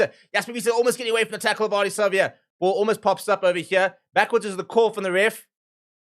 The breakdown is an absolute mess at the moment. And Chesn Colby's asking, I'm not even saying to the referee or asking the question. Goes to Oxen Chair, the Oxen Chair. Everything just seems, I mean, you know, like it's almost like being played in like 1.5 speed at the moment. I'm exhausted just watching. Now Sasha fires it out to the right hand side. Damon Delendi gets away from 1. Damon Delendi with a bit of space. Just shy of the 22. Grant Williams, go to Peter Step the Toy. Peter Step the Toy, not the best pass, goes to Damien Willemse. Willemse, first opportunity with ball in hand. And he's going to have a bit of a run. Steps inside. He thought about a drop goal there almost to Damien Willemse. Ball available for Grant Williams. To the right-hand side goes Malcolm Mock. Shows and goes. Oh, sits down. Quinta Paya. And now Jasper Wiese runs into Damien Willemse. And he literally stops knowing that it's going to be an accidental offside. It's going to be a scrum for the All Blacks. Frustrating, because it was really, really good. But the tempo of this match, absolutely brilliant.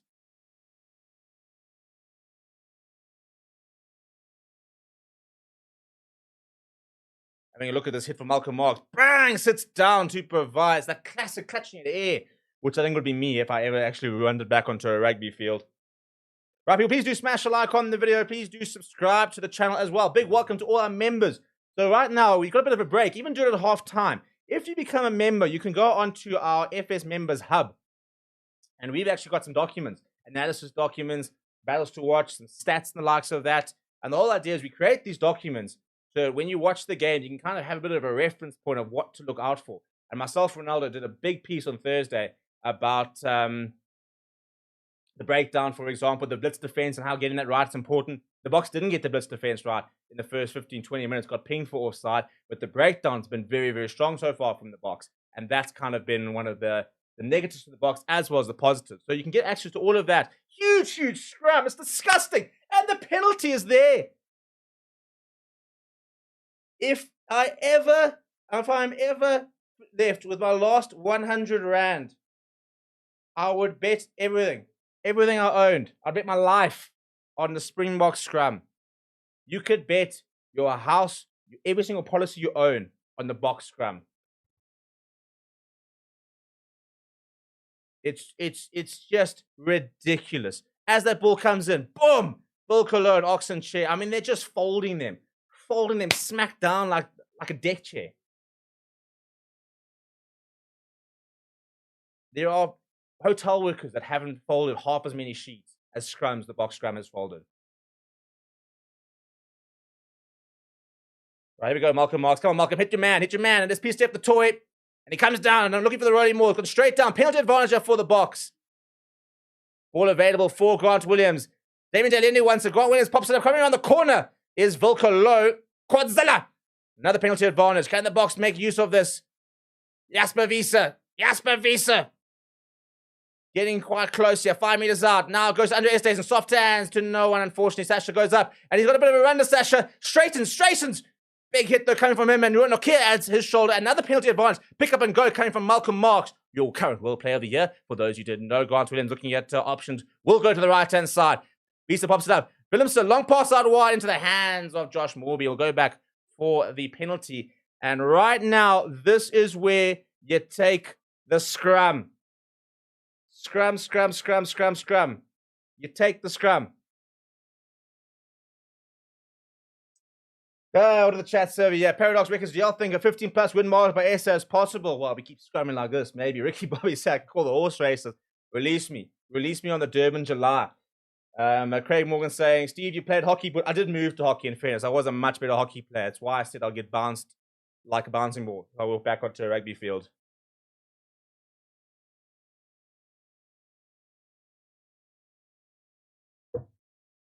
Interesting conversation. So Matthew Carty is saying to RDC, you've got to let the player get down. And Artie's saying, can we just watch them basically jumping into their line before they come down? So having the conversation, a big welcome to Nicole Milan, our latest member. Little Miss Big Boots, one of my members say, Steve, homies in the chat coming out with the facts. While we're talking about the hockey, it is very much a fact. I'm sure I said it before, that I did make a move to, ironically, I played rugby for 3 years in high school and didn't get a single injury. Played hockey for 2 seasons. Tore my hamstring, broke my nose. many a black eye later. Ricky Bobby said, if they give an option for a scrum, you take the scrum all day, every day. 100%. You take the scrum all day, every day. I think it's going to be a shirt. We scrum all day, every day. Maybe we'll do it as part of our mad merch drop that we're going to do sometime. So if you guys are keen on getting a bit of merch over there, and we'll do the all day, every day scrumming mad thing, we'll get involved over there. K3 Andy says the bulldozer, that is the Boks scrum. I mean, it's quite disrespectful even to the Boks scrum calling a bulldozer. You need, like, if you guys watched Avatar, like the Blue People Avatar, you know that, like, those gigantic vehicles that are like where you don't even come halfway up to the tire. That is the Boks scrum. Now this is what we need to be the Boks more, because Ronald Kids got down. Malcolm Marks with ball in hand. Now we gotta start grinding, boys. Grind it, boys. And we've lost it forward, have we? Well, the ball's coming loose. We're gonna have to have a look at this. I think we've lost it forward. Much better more there, but I'm not entirely sure we managed to get it down.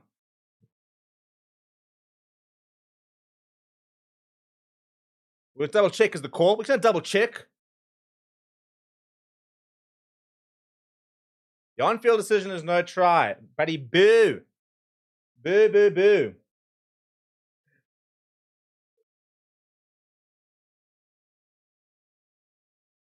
So we'll check the ground here. I don't think it's a try. I don't think he scored it. As he goes over Malcolm, ball comes loose. Yeah, it definitely doesn't have it. It's really well done. Jordy Barrett smacked the ball out of his hand. It pains me to say it, but that is very, very well done by Mr. Jordy Barrett. So I want to try and see, and hopefully this is going to work. Let's have a look at what Paul de Villiers has done so far. there for a second. They threatened to show it to us.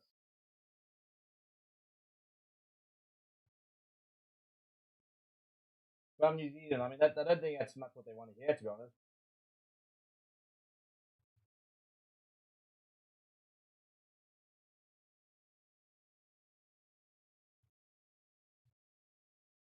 So I'm trying to sort that out so that we can actually have a look at the stats on screen, because Paul DeVez, I want to look at his stat. I mean, he made 11 tackles in the first half an hour.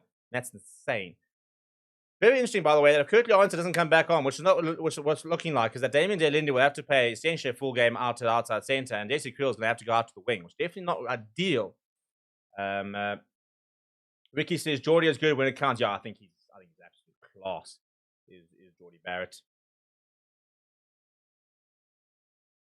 There comes the scrum. It's another big one. It's another big one. And I mean, Ollie Selfie has managed to get that ball out somehow. Quintu Paya comes on. The angle over there brought down by Sasha, but the scrum at the moment is one-way traffic. And Cameron Weigard will clear the lines and find touch. But that's been absolutely brilliant. Oh, it's a phenomenal kick. Cameron Weigard. Oh, jeez, he's good, isn't he? It's a great kick. Frustrating, though, because that's points we've left there. We have left points there. You think about it, I said we should have gone for it. We said, Ricky, didn't we? We said we should have taken the scrum all day, every day. What's worrying about the All Blacks is that this is their two best scrummagers in Ethan de Groot and Tyrell Lomax. And if they're not keeping up with Oxen Chair and Volko Low, it does not bode well for the bench to come. Right, front foot ball. Sasha goes himself. Gets away from one. Goes over Josh Morby, who's not tackled particularly well. Grant Williams goes to the ball. And Jason Colby will give chase. This is well weighted. It's just in 22. And Jason Colby's won it brilliantly in the air. Ball available. Grant Williams looks to the right. Goes to the left. Sasha calls for it. Sees a bit of space. Puts it to the cross kick towards Jesse Creel. Jesse Creel! Oh, I tried to throw it back inside. It was just too far from Sasha. Not the worst idea at all. And an interesting aerial threat now down that left-hand side with Jesse Creel. A bit taller, obviously, than Curtly Arnson. Nice big carry, though, that from. I'll tell you what, Josh Morby he's got a try to his name. But he's definitely felt the pain when it comes to the tackling. Ricky says, that's the downside of the subs bench split the Bokke use. Backs getting shuffled into positions where they might get exposed later on. Well, I suppose, we've technically got a 5-3. Oh, there we got one the lineup, though, have the box. And front foot ball now. Peter Steph the turn! Good tackle that coming from Geordie Barrett. Super Via over the ball. That's Artie Savia. Oh, Paul DeVries with a shove there. And Sasha, she's a half a gap. Sasha gets to off that away. To Damon Delinde. Damon Delinde gets a one. Oh, come on, get a try on your 100th. Ball available. Got to make this count here to the box. Eben Etzebeth. That's a pretty poor pass. And Tasha's going to have to go clean up. Gets away from... No, Quinta Pye makes the tackle. Outside the 22. Box going to have to reset you. Grant Williams. Goes short to Jasper Wiese. Jasper Wiese almost through a gap. Jasper Wiese is through the gap. But tripping as he does so. And now Pierre Steph Toy arriving. Really, it's a huge shit coming from Fabian Holland. And that's going to be a penalty. Well, he's actually won it as Geordie Barrett. Back to Pavai. Back to Cameron Weigard. Cameron Weigard wants to go himself. Under a bit of pressure now is Cameron Weigard. Now to Savia. Now to Cody Taylor. And now eventually the game's come to a grounding stop. Not sure why. They're forward pass here.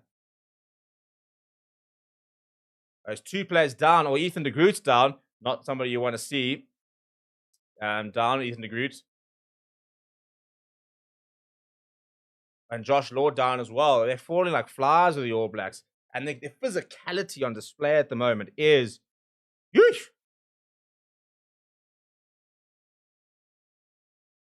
Interesting. That looks like that's the neutral doctor onto the field. So Ethan de Groot, I think, is going to have to go for an HIA. Yeah, here comes George Bauer. And looks like Simon Parker, as New Zealanders call it. He wasn't even supposed to be in the match to 23 with Simon Parker.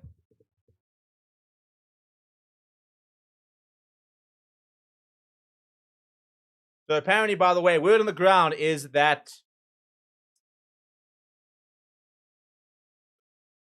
the entire crowd at the moment is just chanting scrum, scrum, scrum. I mean, I'm with it. We can just start it in the chat. The entire South Africa will just coordinate at a certain time. And it's over here. Oh, jeepers, they collide into each other. Oh, friendly fire. Friendly fire. They're both going to have to go for an HIA because Ethan de Groot's come around this way and Josh Lord's come around that way, and they've collided at the back of the tackle. So a bit of friendly fire there. So we're going to have a scrum. It will be an All Black scrum because they basically just stopped the game with All Blacks in possession. George Bauer now is going to have a bit of a go from Wilco Low.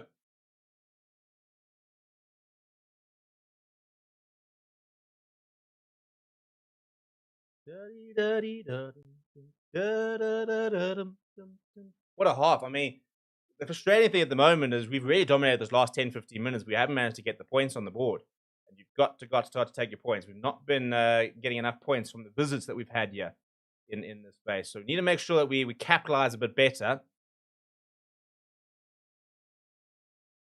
Shotgun not taking on Wilco Low. There's one person I would flat out refuse to scrum. Not that I do much scrumming in my time, but it would be Wilco Low. Now to the left-hand side, they go from the scrum. That's about to be a scrum from the All Blacks, and Ruben Love will boot the ball downfield. It's a huge kick coming from Ruben Love. David Willemse will not take it quickly.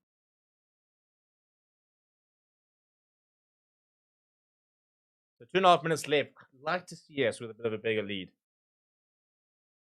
You know, we've definitely had the dominance so far, especially in the second 20. But dominance without points means very little, unfortunately. So, I mean, the All Blacks will go into half-time at this stage, 1 point down, thinking, oh, I suppose, guys, we're still in it.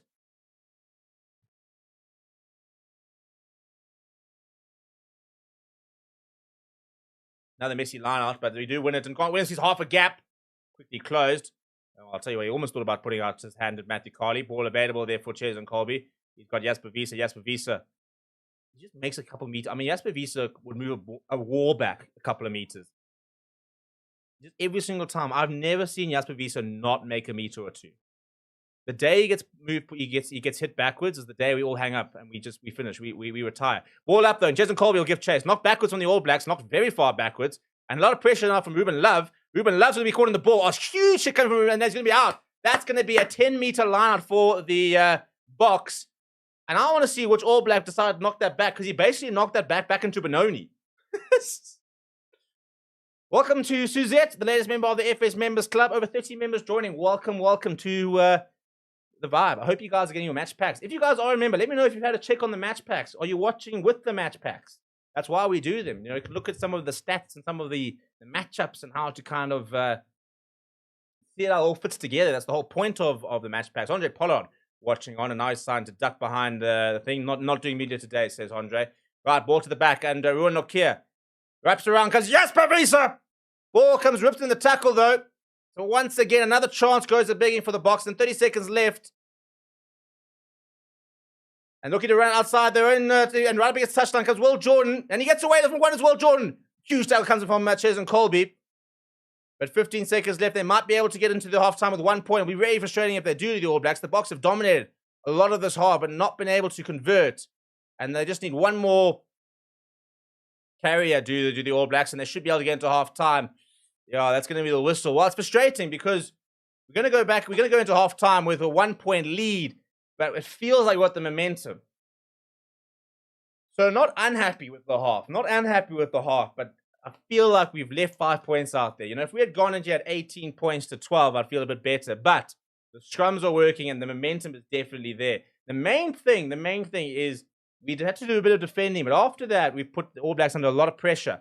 And Ellis Park is all about using the altitude, which affects both sides, but it affects the side that has to defend the most. So halftime, there's 13 points to 12. We're going to move into our halftime break, and I'll be back very shortly. We'll look at some of the stats and exactly how it was all fitting together. Please do smash like on the video. Please do subscribe to the channel as well. You can consider becoming a member and getting access to all the different resources as part of our members hub. And I'll see you in a few.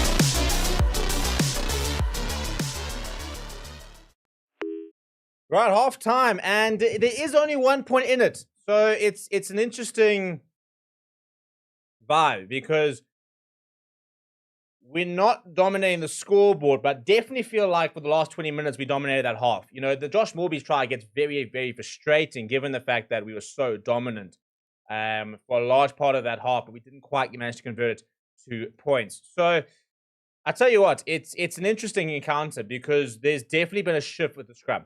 And Ethan de Groot's have to go off, Josh Lords have to go off. And interestingly enough, the early change from the box in Curtly Arendse going off to Andre Estes, and it's not really affected the box. I mean, Andre Estes actually scored the box try. And you've then got Jesse Creedle, who's actually been pretty good on the wing so far. But it definitely has meant that we're not going to quite be able to deploy the type of bomb squad we're going to want because we're not going to have that kind of 6-2 split. It's going to be more of an orthodox 5-3. What's concerning for the All Blacks is that George Bowers had to come on early as well as Josh Lord going off, which means that they're going to have to play probably a bit longer than they would have maybe anticipated. What is really where the dominance in the scrums and the possession comes into play is the fact we really made them play a lot of rugby and do a lot of tackling. And I think that's kind of the point. You know, when it comes to the altitude, it's not really about, well, the Boks have got home ground advantage, so as a result, you know, we're gonna be fine because we're gonna be better suited to altitude. The altitude suits the team that has to do the least amount of work. And if we look at the stats over here, tackles made, the Boks had to start making a lot more. But in that last 20 minutes, the All Blacks were doing all of the work. And I think that's very important, is that you really have to put so much pressure on them that they would be sucking a lot of the oxygen at half time now. The scrums, you can see there, 3 out of 5, 60%, not looking good for the All Blacks, looking very good for the Boks. We need to try and get our own scrums. But there's a bit of an aerial concern that the Boks right now are not converting the pressure to points. You know, we need to start doing that because that is where it makes all the difference in the world, is if you can get that pressure, you can get those scrum penalties, and you can get it to make a difference. I'll tell you what, some individual performances. Paul DeVille is absolutely brilliant in that first half. 11 tackles in the first 30 minutes. But there's a lot of those. I mean, Jason Colby is getting involved with the boot. He's been good. And I think that this game's going to open up. And that's where I think it's going to get very, very excited. We've got a situation where you've got Amani Liebach to come on a bit later. Interesting to see how Zach Porth and Andrew Vessels comes on. But the main thing is you've got to really, really, from a Bok point of view, you've got to just suffocate them. Suffocate them. You've got to hammer them at scrum time. You've got to keep going. You've got to keep hammering away and make sure that the last 20 minutes they are just seeing stars from a tired fatigue point of view. That is the order of the day at halftime. We're going to be back for the second half very, very shortly. Before we do that, please do smash like on the video. Please do subscribe to the channel as well. Big welcome to all the members on the stream as well. If you'd like your super chat to feature on the screen, or you'd like to chat about something specific, please feel free to send a super chat. We are doing lots of giveaways, and the more super chats we get, the more giveaways we will do. So link in the description for the members club. Get access to a whole bunch of resources, including analysis, decks, and so much more. We're going to go into a short break, and when we get back, we will have the second half. What are your thoughts? Let me know. What do you think the final score is going to be as well? Put them in the comments, and I'll see you in a bit.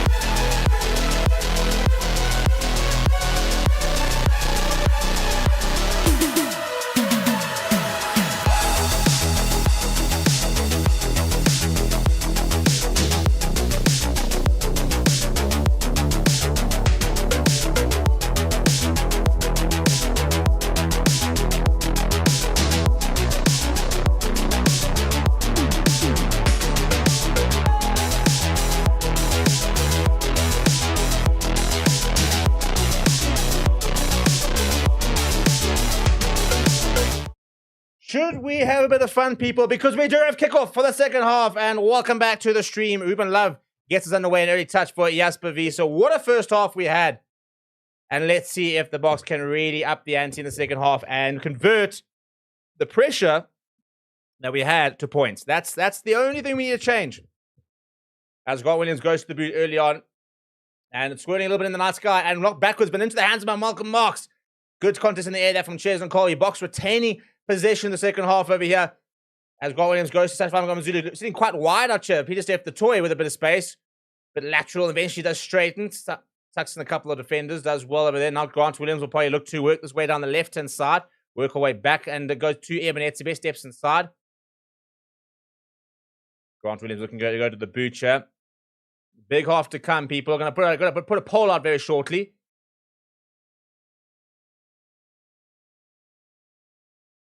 And goes to the boot. And Jesse Creel is there. Not sure he gets a hand on a Kunti Pine. A bit of pressure. Goes back towards Ruben Love. Long pass out towards Damien McKenzie. And he sees a half gap. That's McKenzie. And he slips though, does Damien McKenzie. And Paul DeVillis is on him. But to the right hand side, he goes. Gets away from Oxen Chair. Brought down by Peter Steph the toy. Ball eventually available for Cameron Wegard. Now to the right hand side. Goes to Luke Jacobson. Out the back door to Ruben Love. Pops out to Jordy Barrett. Jordy Barrett hangs onto the ball. Now he goes to the boot. And back is Sasha. Looking for a bit of space. Goes to the boot. Will chase it himself. And he's taking a brilliant with Sasha with a bit of space. Looking for support. Not really much there. Ball's available though. Ball was exposed, says the referee. But now they're going to be able to hold that up. How is it theirs?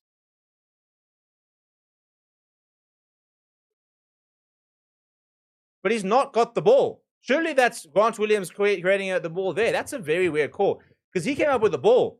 And that's what I would be asking. I'll be saying, but so I didn't have the ball. It's a brilliant kick that from Sashfam Gamazulu. Puts it to the boot. Chases himself. Simple poll in the comments over here. Will the Boks win? A simple yes or no. What do you think? Where are we at? How are we feeling?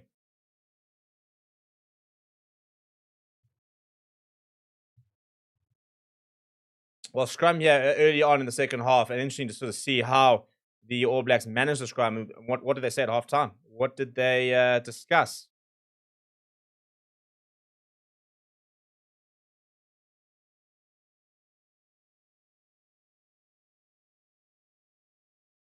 Much better scrum that from the All Blacks. And Cameron Wegard goes himself, gets the offload away. Quintu Paya on it, gets away from Damon Delaney. No, Damon Delaney wraps him up well.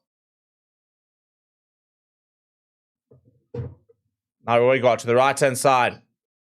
Jordy Barrett standing deep, attacking from deep and stepping around Damien McKenzie. But it's a great tackle. They're coming from Oxen Chair.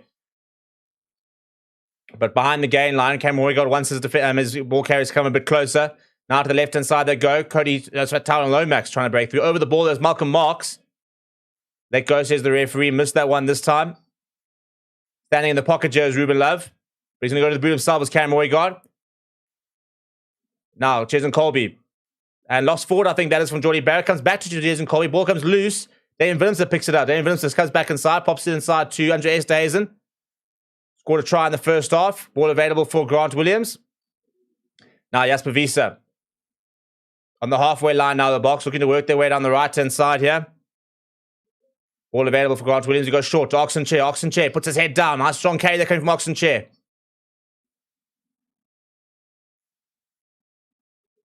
Contest over as the caller, and now Grant Williams will once again go to the boot. The runners lining up are Ebenetzibe and Chase and Colby.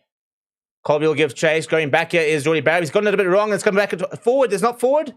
Yeah, forward is the call, not forward. And the Boks, by the way, will have their first put-in at scrum time.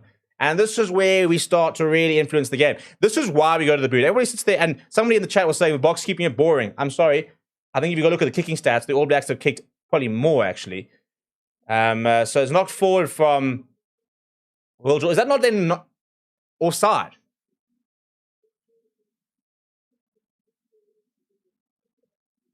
Okay, saying that he was touched. It hit Will Jordan and then Chesden and then into the hands of Cameron Wegard. If it didn't touch Chesden Colby, that would have been offside because it would have been played in front of the kicker there and it would have been a penalty. However, it is a scrum, so with any luck, penalty loading is the call here. Also, a big shout out to Tabile, who is joined the Legends Lounge. We'll see you on the WhatsApp group. Get involved on that WhatsApp group.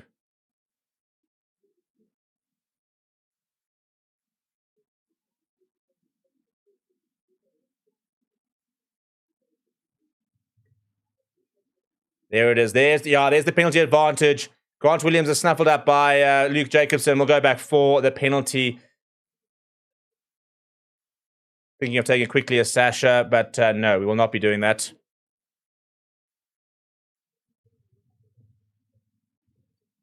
We've got a substitution, yeah? Well, there goes Oxenchair. Oxenchair, you absolute goat.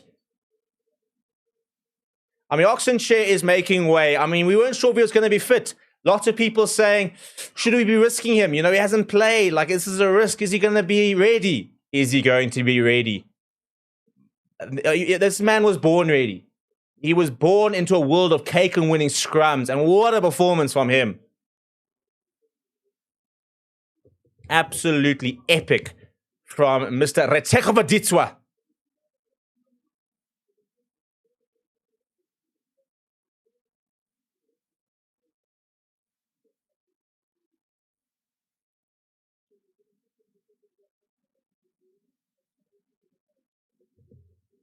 So we're taking the points here, are the box, and Chis and Colby will step up.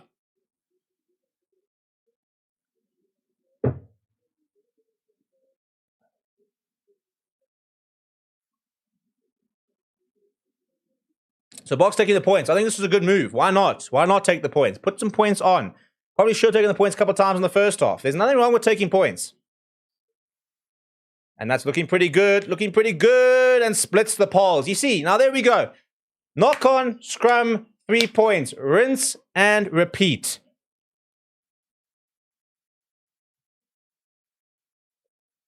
So first tactical sub, they're coming from the box. We had an enforced one earlier. And the All Blacks having to make 2 enforced subs.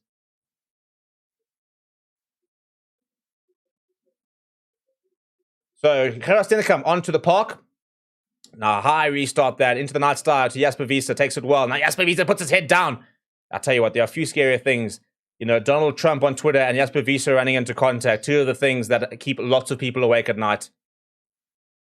Goes to the boot now. Oh, he gets charged down as Grant Williams. And now Fabian Holland's going to go over. That's a disaster.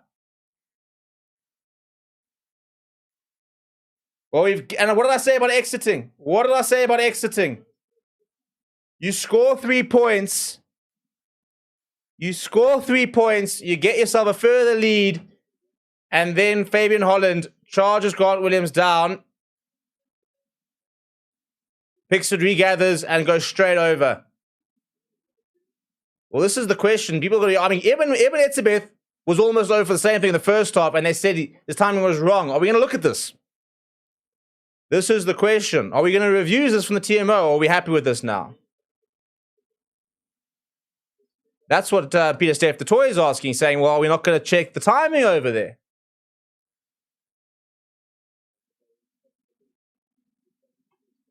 Dear, that's so frustrating. Well, this now for the lead from Ruben Love. And does get the lead. Right, well, we're already in the lead, but now we'll go up to a 3-point lead. It's 19 points to 16. Yeah, I don't think he's onside, yeah. Yeah, this is what Super Sports clutching in here with the director. I don't think he's got the timing right. He goes, and now the ball's out. He's already a good yard ahead. That's going to be contentious. If we lose, that'll be contentious. Deep restart towards Artie. And that's 2 tries. I really feel like against the run of play, to be honest. All right, 90.16. Cameron Oigard goes to the boots. Won't find touch, but pretty deep. Sasha goes inside to Damien. Damien, go, get in your bike, Damien. Off you go. Yeah, goes for 1. Grant Williams to the left-hand side to Sasha. Sasha goes to the boots. Towards Jesse Creel and Damien Delende on the left-hand side. Taken by Damien Delende brilliantly. Puts his foot down. You have to release, Mr. Ref.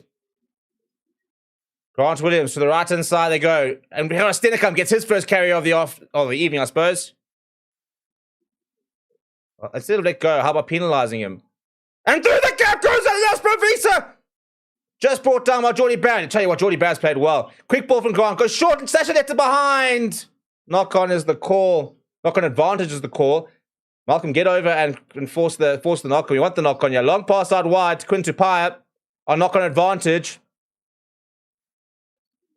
Big counter ruck coming from, and then Peter Step the toys all over Cameron Odegaard. And we're going to go back for the scrum. I'm going to take the scrum.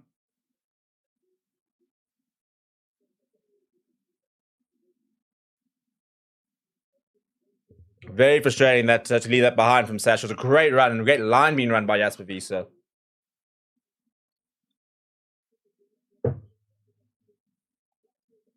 I'll tell you what, Jordy Barrett's clutching up. He's been clutching up. But I think an underrated part of Jasper Wiese's game is not only is he a strong ball carrier, but the lines he runs. I think it's a very underappreciated. I mean, it's easy to put him down as just this big, bulky ball carrier, but he's an intelligent player. Because the lines he chooses to run are usually really, really good. And it's a very important part of the game. Your best ball carriers can also just see and try and get into between gaps, right? Ball goes straight under, and that's a big shove, and trying to get the ball back, and surely the penalty is going to come to the box. Of course it is! And can we take it from Grant? Oh, the referee bringing him back. Take another scrum. Keep scrumming until you get a card. Keep scrumming until you get a red. I mean, imagine a red card for competed scrum infringements. That's what Wilco Low could do to you.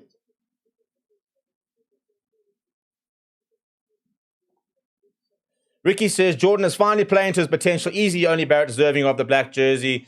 Oh, they are taking the scrum. Fletcher Newell's on, by the way. So it's going to have Kira Stennicum just softening him up here. You see, that's the problem. The ball went straight back, and Cameron Odegaard couldn't get it out. And he had to get it out because as soon as that second shove came in, then we were in trouble. Then we were in big trouble.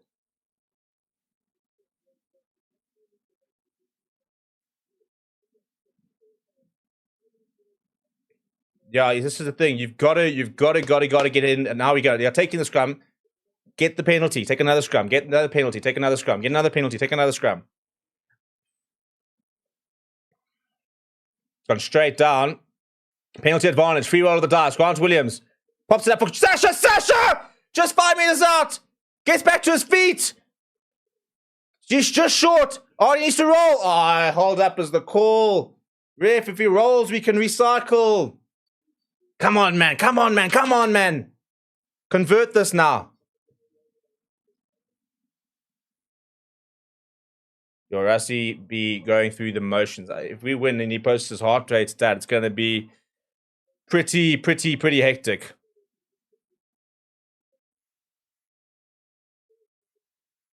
We're going back for another scrum, by the way.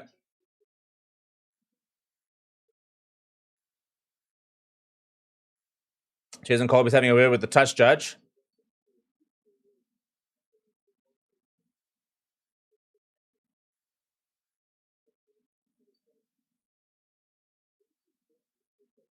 Come on, the lads. Keep grafting ya. Keep grafting ya.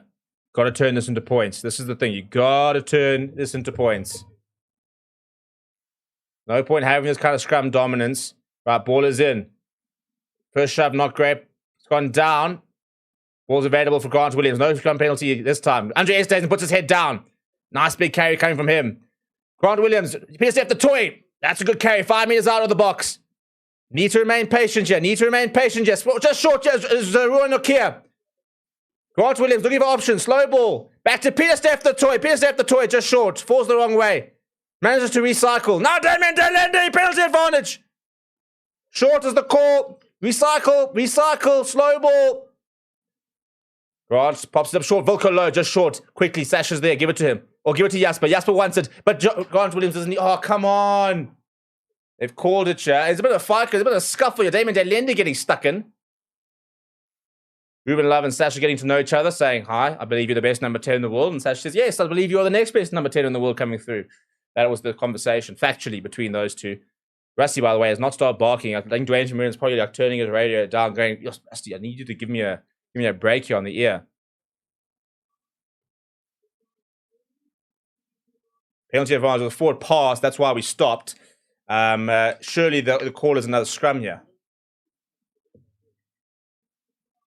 10 offside.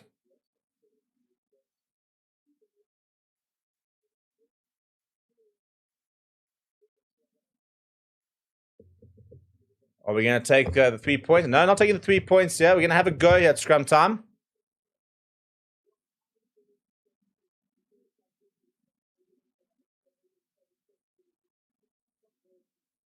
I think we're going to see a sub here. I think Evan's going off here.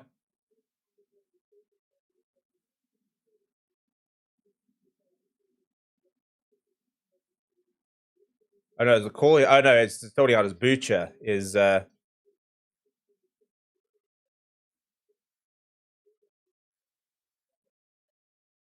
sort out his butcher as Evan Etzebeth. It's all very well getting these scrum penalties, but we've got to start taking them. We've got to start converting here, people. We've got to start converting. We've got all the points. We've got all the scrum penalties in the world at the moment, but at the moment we're still behind by 3. I mean, that just drives me up the wall because we should be 16-12 up, taking the 3 points, 19-12 up. That's 7 points, and you start to build on that. So there's a certain amount of, do we take the 3 here? You know, should we be taking the 3 here?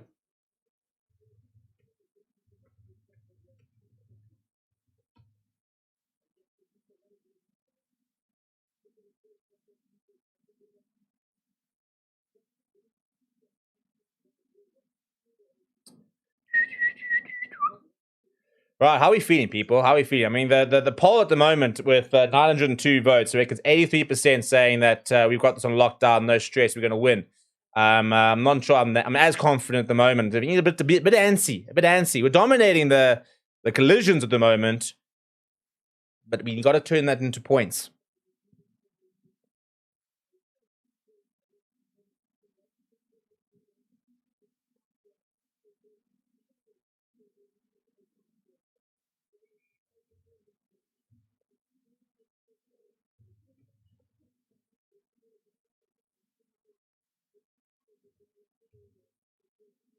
Come on now. Even if we get a scrum, what problem is what we want to get a scrum advantage. You don't just want the scrum penalty. You want the scrum advantage so that we can then have a go. You know, on penalty advantage.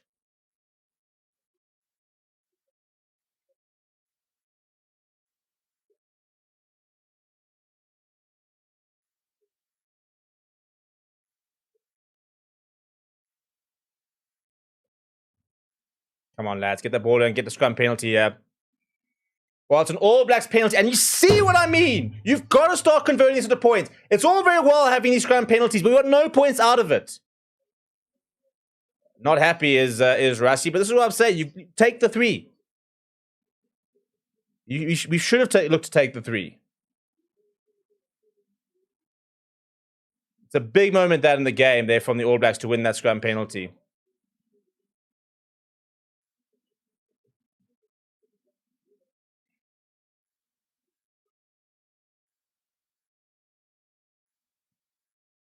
Yeah, it's George Bauer who's done one there on Volker Low.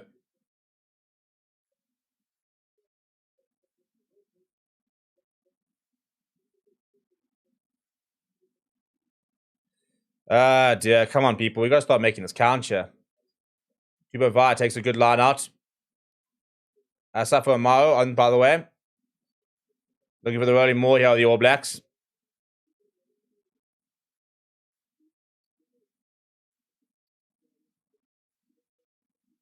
On the right-hand side they go. As a Moore. Cameron Wigard. All Blacks, first real opportunity to attack, apart from like the 4 seconds that Fabian Holler needed to score that try. Uses the call. Cameron Wigard going to go to the boot. Puts it in the air. Jason Colby is around. Is allowed to bounce. And right up towards the touchline goes Grant Williams. He does slip and then goes himself to Grant Williams. They've got to release, ref. They've got to release. They've got to release. Sasha goes in the scrum half. Gerrit Stennekamp.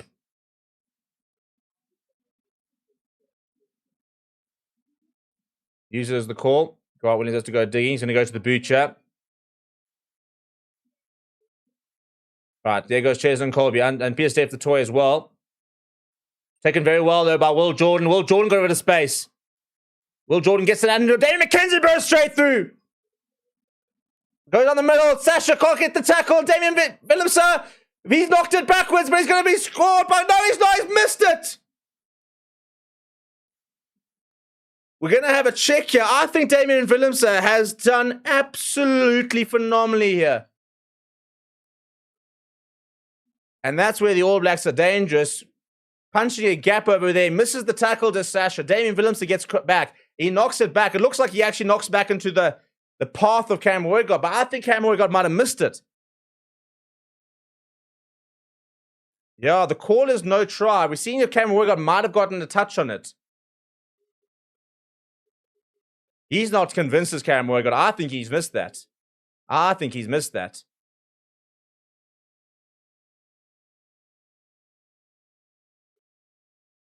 So this could be a 5-meter scrum.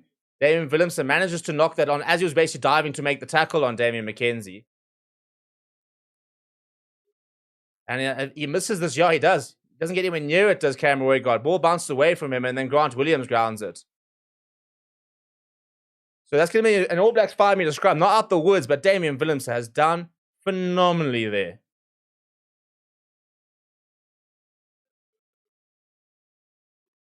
Well, if there was ever a time for a big scrum here, this is it.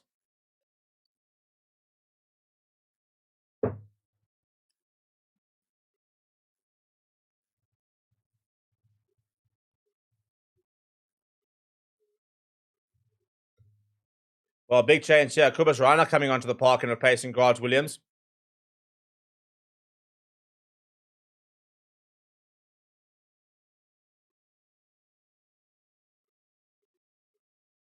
All the experience in the world, Kobus Reiner, to try and see us through the final 22 minutes. Interesting to see when we start to blink, though.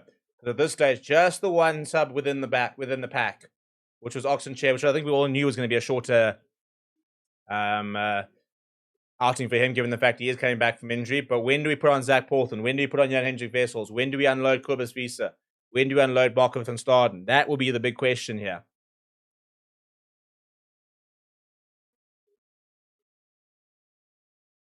Well, there goes Ches, and Colby's going to limp off. So it's actually going to be Kobus Reiner on its scrum off. And I think Grant Williams will have to go to the bench here.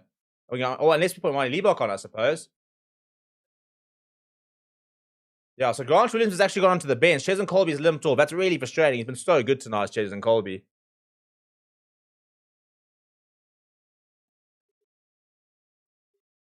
So he'll shift to the wing now with Grant Williams. Kobus Reiner will come at scrum off. So we've still got Marty Liebach to come on, and then obviously 4 forwards.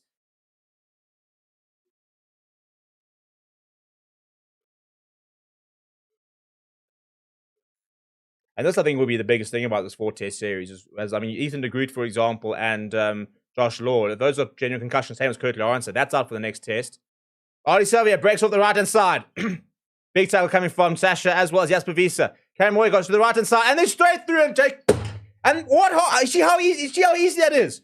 The first effing time they've been in the 22 and they score a try. Because you got to take your freaking points. You've got to take the chances. We haven't, and now look at it. I mean, how hard is it? It's 2 phases. They've needed 2 phases to score, and we've had how many phases? We don't fold. We don't fold. We don't fold. Peter Steph, the toy, and Grant Williams, and straight through that. Yeah, burst through the tackle of Peter Steph, the toy, and Grant Williams. 2 phases they've needed. They haven't had any balls. 58 minutes. 20 minutes. We basically sat inside the 22. Winning scrum penalty, not taking the points, not converting, and then bang. It required 1 try. And this is what I've been saying for a while. We're not clinical enough. We dominate so many stats. We dominate so much field position, but we don't get the points we should from that. And Ruben Love's converted, and all of a sudden it's 26 points, 16. It's a 10-point game all of a sudden. New Zealand lead the stats. One big stat that I always talk about when I talk about the All Blacks, and that is points per 22-meter entry. That is the big stat. Deep to the right-hand side. They're going really deep. Goodness me. He's allowed that to bounce, has Quinton Paya.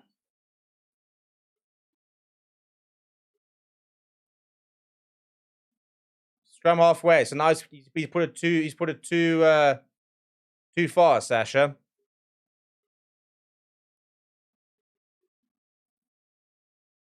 That's really, really poor from Sasha. Talk about compounding the error rate there.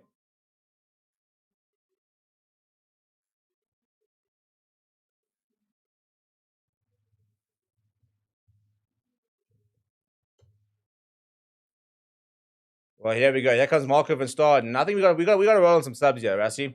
Zach Paulson is on.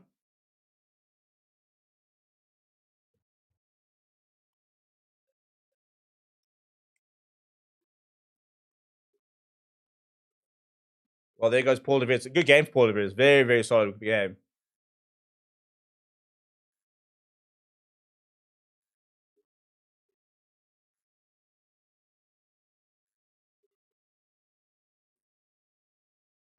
All Blacks 4 tries in the box, just the single try so far. And ironically, it's not been an All Blacks flair. Like, let's not try and kid ourselves that last try was All Blacks flair, inverted commas.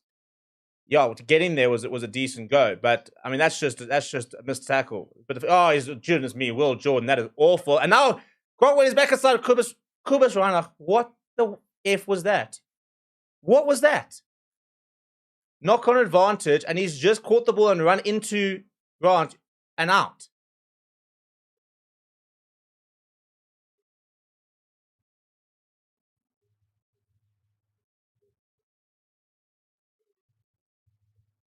Well, here comes Marnie. Here we go. Here comes the man. Here comes the man. This is what we need. This is what we need. We need a bit of Marnie Liebach in our lives. And that's come loose and gone out, so I think it'll be a Bok line out here. Somebody said that's Sasha State. Surely we haven't taken Damien Willems off. If we've kept Sasha on simply because of his goal kicking or something, I'm going to be pretty peeved. There's no way he's taking Damien off. Surely not. Unless Damien Willems has gone to the wing. They've taken Grant off. We want to look here at the line-up. Good line. Mark van Staden. Goes to Kubus Reinach. Kubus Reinach goes to Jasper Visa. Nice big carry from Visa. Luke Jacobson. Show and go from Kubus Reinach. Knock on advantage here for the box. Maliba goes to the left-hand side. Peter set the toy, but it's space for Eben. That's a bit. Eben! Into the 22. Presents well. Grant Williams. Back to Malcolm Mark. Show and go. Come on, the lads. Kubus Reinach. Now Peter Steph the toy. Big tackle on Peter Steph the toy. Goes backwards. That's from the side, ref.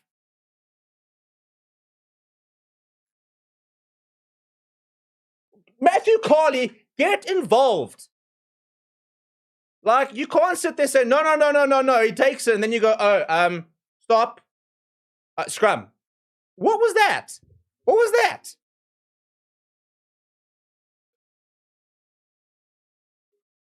How was that not diving over from Luke Jacobson? I cannot understand how that's not to the, first of all, from the side and off your feet. He's dived over the ruck. What am I missing here?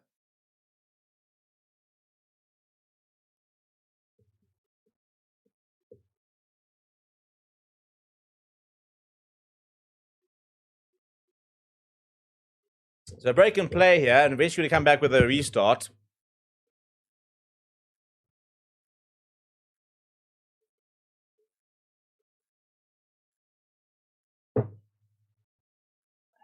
About 17 minutes left, 10 points in it. Got to score quickly here.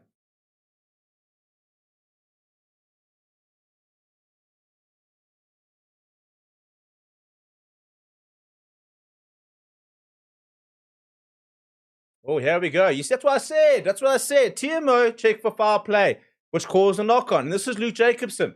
Am I watching with a different lens here? That's what I just said. Makes me feel a bit better because, you know, you're sometimes worried, like, am I being too cynical or not? But Luke Jacobson pushes there from the side, drives through, like he's never in a position where he should be able to play. And that's what causes the knock on from Kubus Reinach. How am I seeing it, but the referee who's there is not?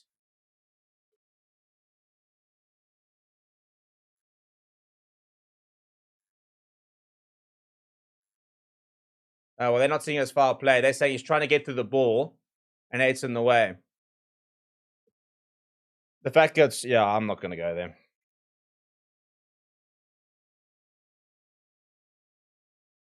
You got to take a bit of control here, though, people. We've lost control of the game. Let's bring it back in. Package it over here.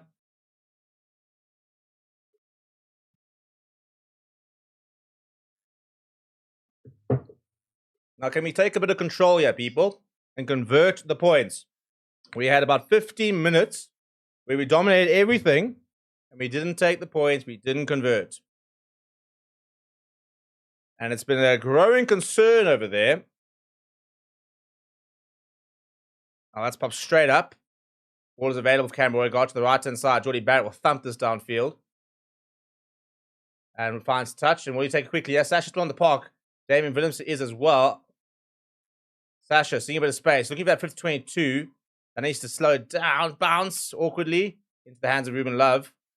Ruben Love will return the favor. Back towards Sasha. Now Sasha, what's he going to look to do? Goes inside towards Marnie Liebach. Marnie Liebach on the turn. Looking for options. Seeing a bit of space as Marnie Liebach. Goes short to Grant Williams. Grant Williams with a bit of space. Grant Williams bursts through. Go Grant. Shows and goes this Grant. Up towards the 22. Kubas around us really, really well. They get the ball away from Josh Morby. There's no ways. Where's the release?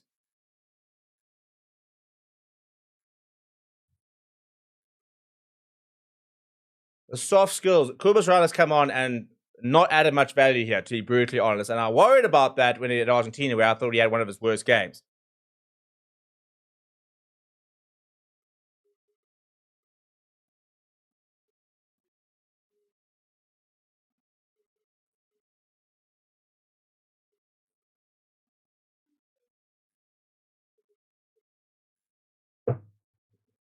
Well, so far, definitely not had the bomb squad effect. But here comes Jan Hendrik Wessels. Now the question is he going to come on for... Yeah, you see, he's going to come on a loose set. We're keeping Malcolm Marks on. I thought we might see this. So he's going to come on a loose set as Jan Hendrik Wessels. So Malcolm Marks is going to go the full 80. I thought we might see this.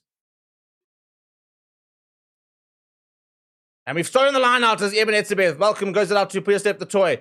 To Marnie Liebach goes short to Damien Willemse. Willemse pops up to Damon Delendi. To Sasha! Sasha! It's the white thing, man! Jeepers. I don't understand how he was the one that we've left on. We've taken off Jesse Creel from the looks of it. No, Jesse Creel's still on. I'm confused as to how Marnie's... Can't catch a ball.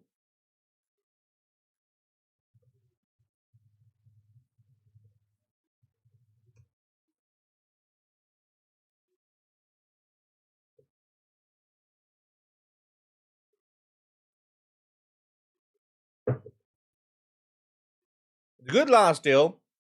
Good code football. And Sasha can't catch this white thing called a rugby ball.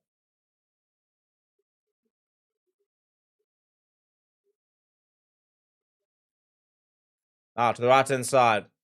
Ruben Love fires it out to Quinta Paya. Paya goes to the boot. And that's going to... I think that's really made for 22. And they've gone all the way here. The entire momentum has shifted. And this all comes down to not taking the points. We had a 25-minute period where we had all the dominance and converted this much. This much. And we said at half-time that we needed to convert that dominance. We needed to start taking the points. It was going to come back to bite us. This is the picture of it coming back to bite us.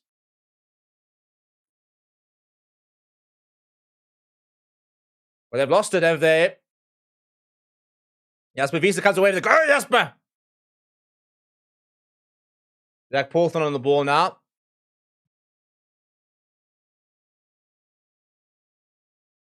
Uses the call. 12 minutes here, people. Convert a try. Puts us within 3. Andrew Vessels now. Big carry from him. And stolen. Well done, guys. Well done. Jordy Barrett now. Sees a bit of space in behind. And Jesse Creel's going to have to go back.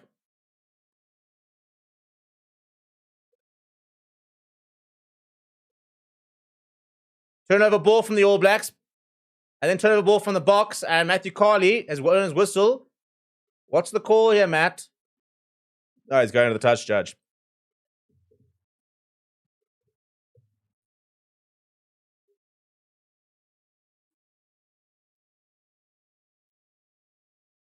Loose ball. So basically, he was asking if it was a penalty for the All Blacks or a knock-on for the All Blacks. Be nice if he made more calls. There's a lot of blowing, and then, oh no, we're going to the TMO. So now we're going to the TMO for... you know what would be funny is if Rusty drops the little referee... Oh, we're looking at potential foul play. Artie Savia on Jasper Wiese. So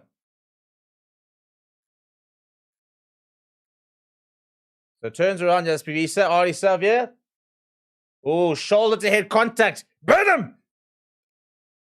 Yeah, but this is the angle over here. Artie Savia. Yeah, clear shoulder to head contact. Artie Savia is going to go to the bin. Is this the moment then? Is this the moment?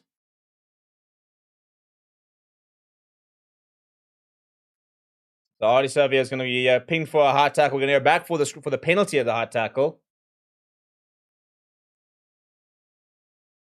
Jean de Villiers reckons it's only a penalty, my man.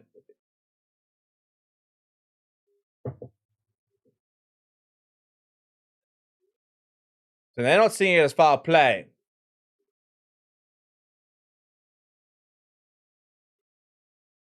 So they reckon it's a whiplash moment. I think... Oh, I tell you what, I think there's still shoulder to... Clear no foul play, apparently. Well, what do we know? What do we know?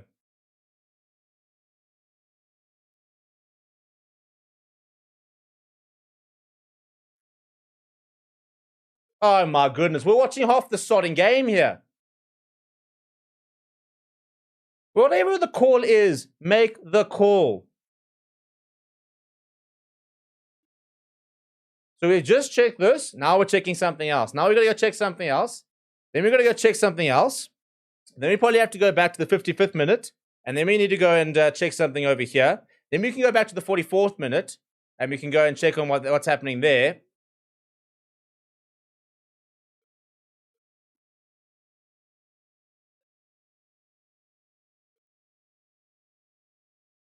What? So now Marco Verstaan's going to the bin.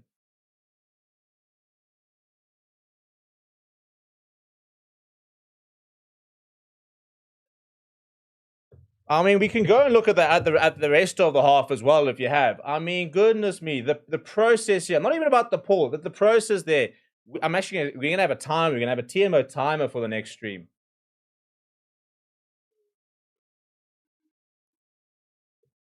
Well, the Boks are gonna have to do it with 40 minutes. They're gonna do it at all.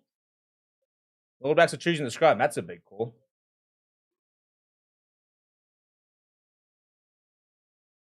Right, so Marco van Staden is going to the bin.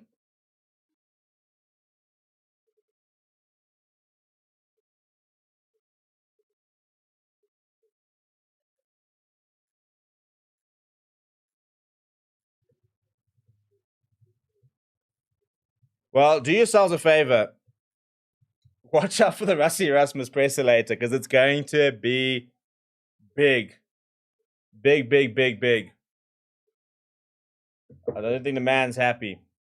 Look at the shove of the All Blacks. They're not really getting it. Artie Savia goes, oh, he's knocked it on there, Kobus Reinach.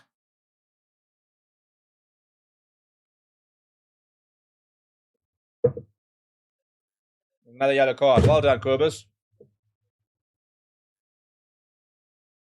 Well, it's 2 yellow cards. Great, great. Well done, boys. Well done.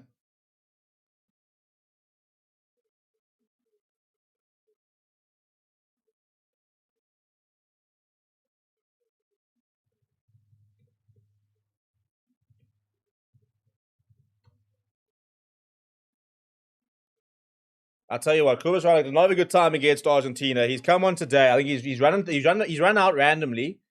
He's knocked the ball on, and now he's got a yellow card. That's not a good showing from him. You got Marnie Liebach now coming back in down at scrum off.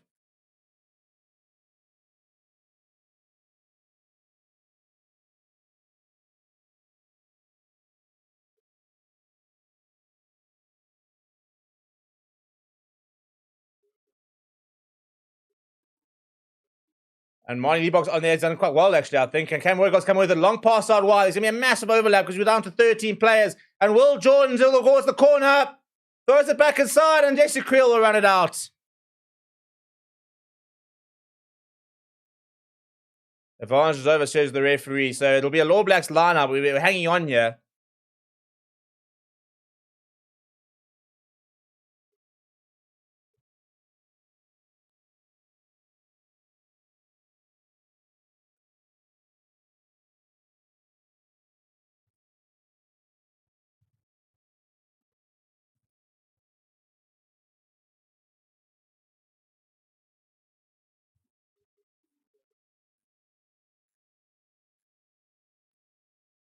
Well, people, we have got 8 minutes left. So I'm going to drop the player rating show.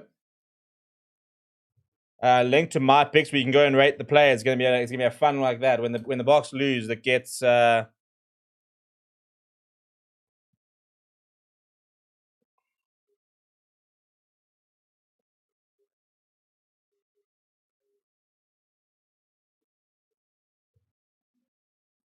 advantage numbers. We've gotten numbers wrong, guys. That is a schoolboy error.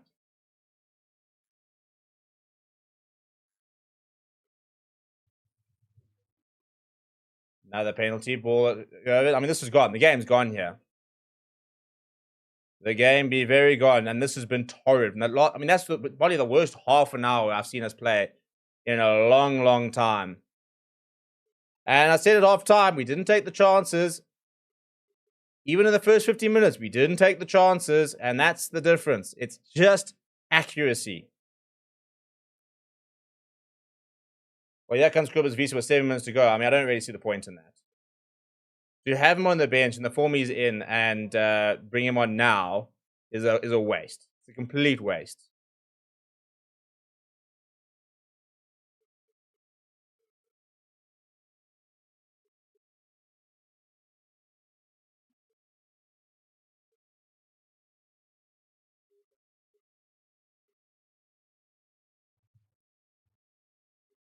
Well, it's going to be a fun week to come. A fun week to come. I mean, we always said this was going to be the big one.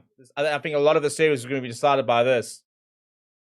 And not off to the start we want at the stage. Big wake-up call. Huge wake-up call, in fact. To the right-hand side goes Artie Sevilla. Ball over the top, and Will Jordan will run it in. It's now becoming a proper big score here. Fifth try, 31.16 at home. 2 yellow cards. The wheels are firmly off the bus.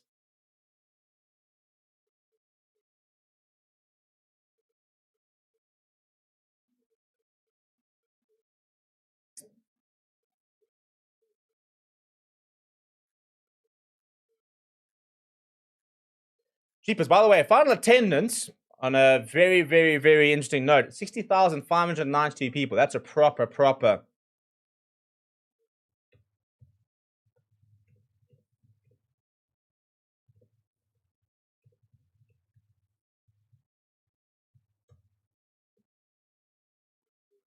Now I'm gonna get faced for the week for the All Blacks fans. Thanks, guys. Thanks.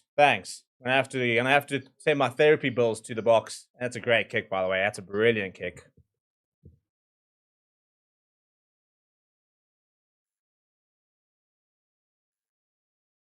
Will Jordan I mean, John was talking about how Will Jordan's been so impressive. I mean, I could have scored this try, Chief.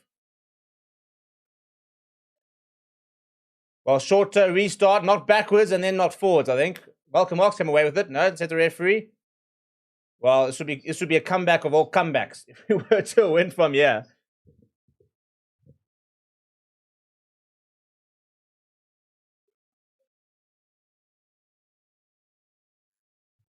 Now to the left-hand side, Grant Williams goes to Sasha. Sasha comes back on the angle, goes himself.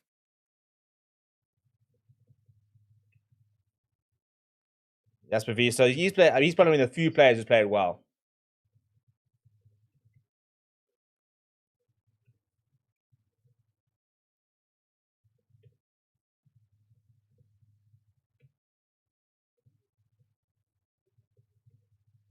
New advantage. Well, at least we can try and make this a more attractive scoreline.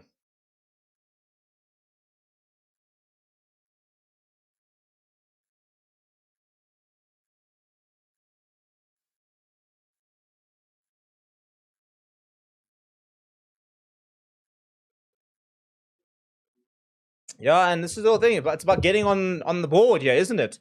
You know, it's about making sure that you start off well. And the All Blacks have rocked up, weathered the storm. Massive lesson over there. Weather the storm. Stay in the fight. Because for all that dominance, they never got more than 4 points away. And that's the big thing over here.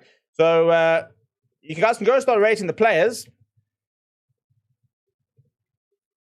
Also, can I just point out that I'm not trying to gain favor. 30th birthday, your Man United lost 2-0 and the Boks are about to get humiliated. Thanks, guys. Thanks. Imagine. We're going for the rolling maul here. We're going to have to score, kick off, score, kick off, score.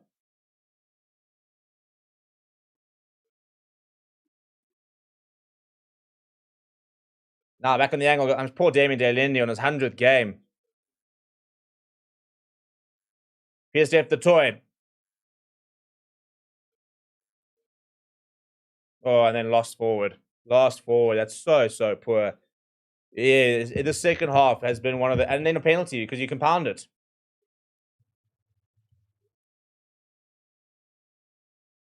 Anyways, I've put the link to the player ratings on the... in the chat. So we are going to be doing a player rating show immediately after the game. Come and keep it company, by the way, please. I might be on watch for Malcolm and Starden about to come on eventually.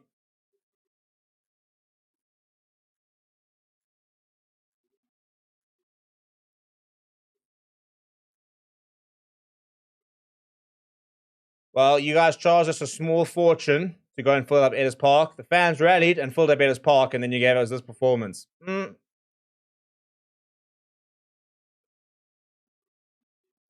Jordy Barrett, by the way, I think my man of the match. He's been absolutely superb. He was the one that that made that tackle.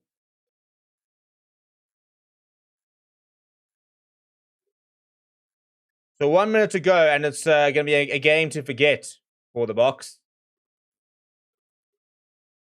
And interestingly, this is now... It'll be interesting to see what this does for the team next week. You know,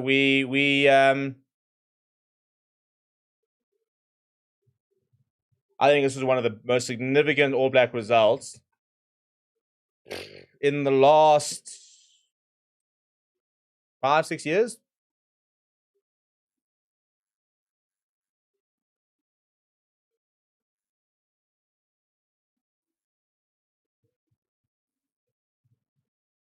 Five tries to 1.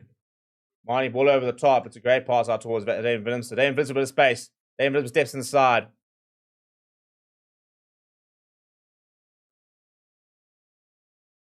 And now we've lost the ball forward. I mean, it's just all falling apart.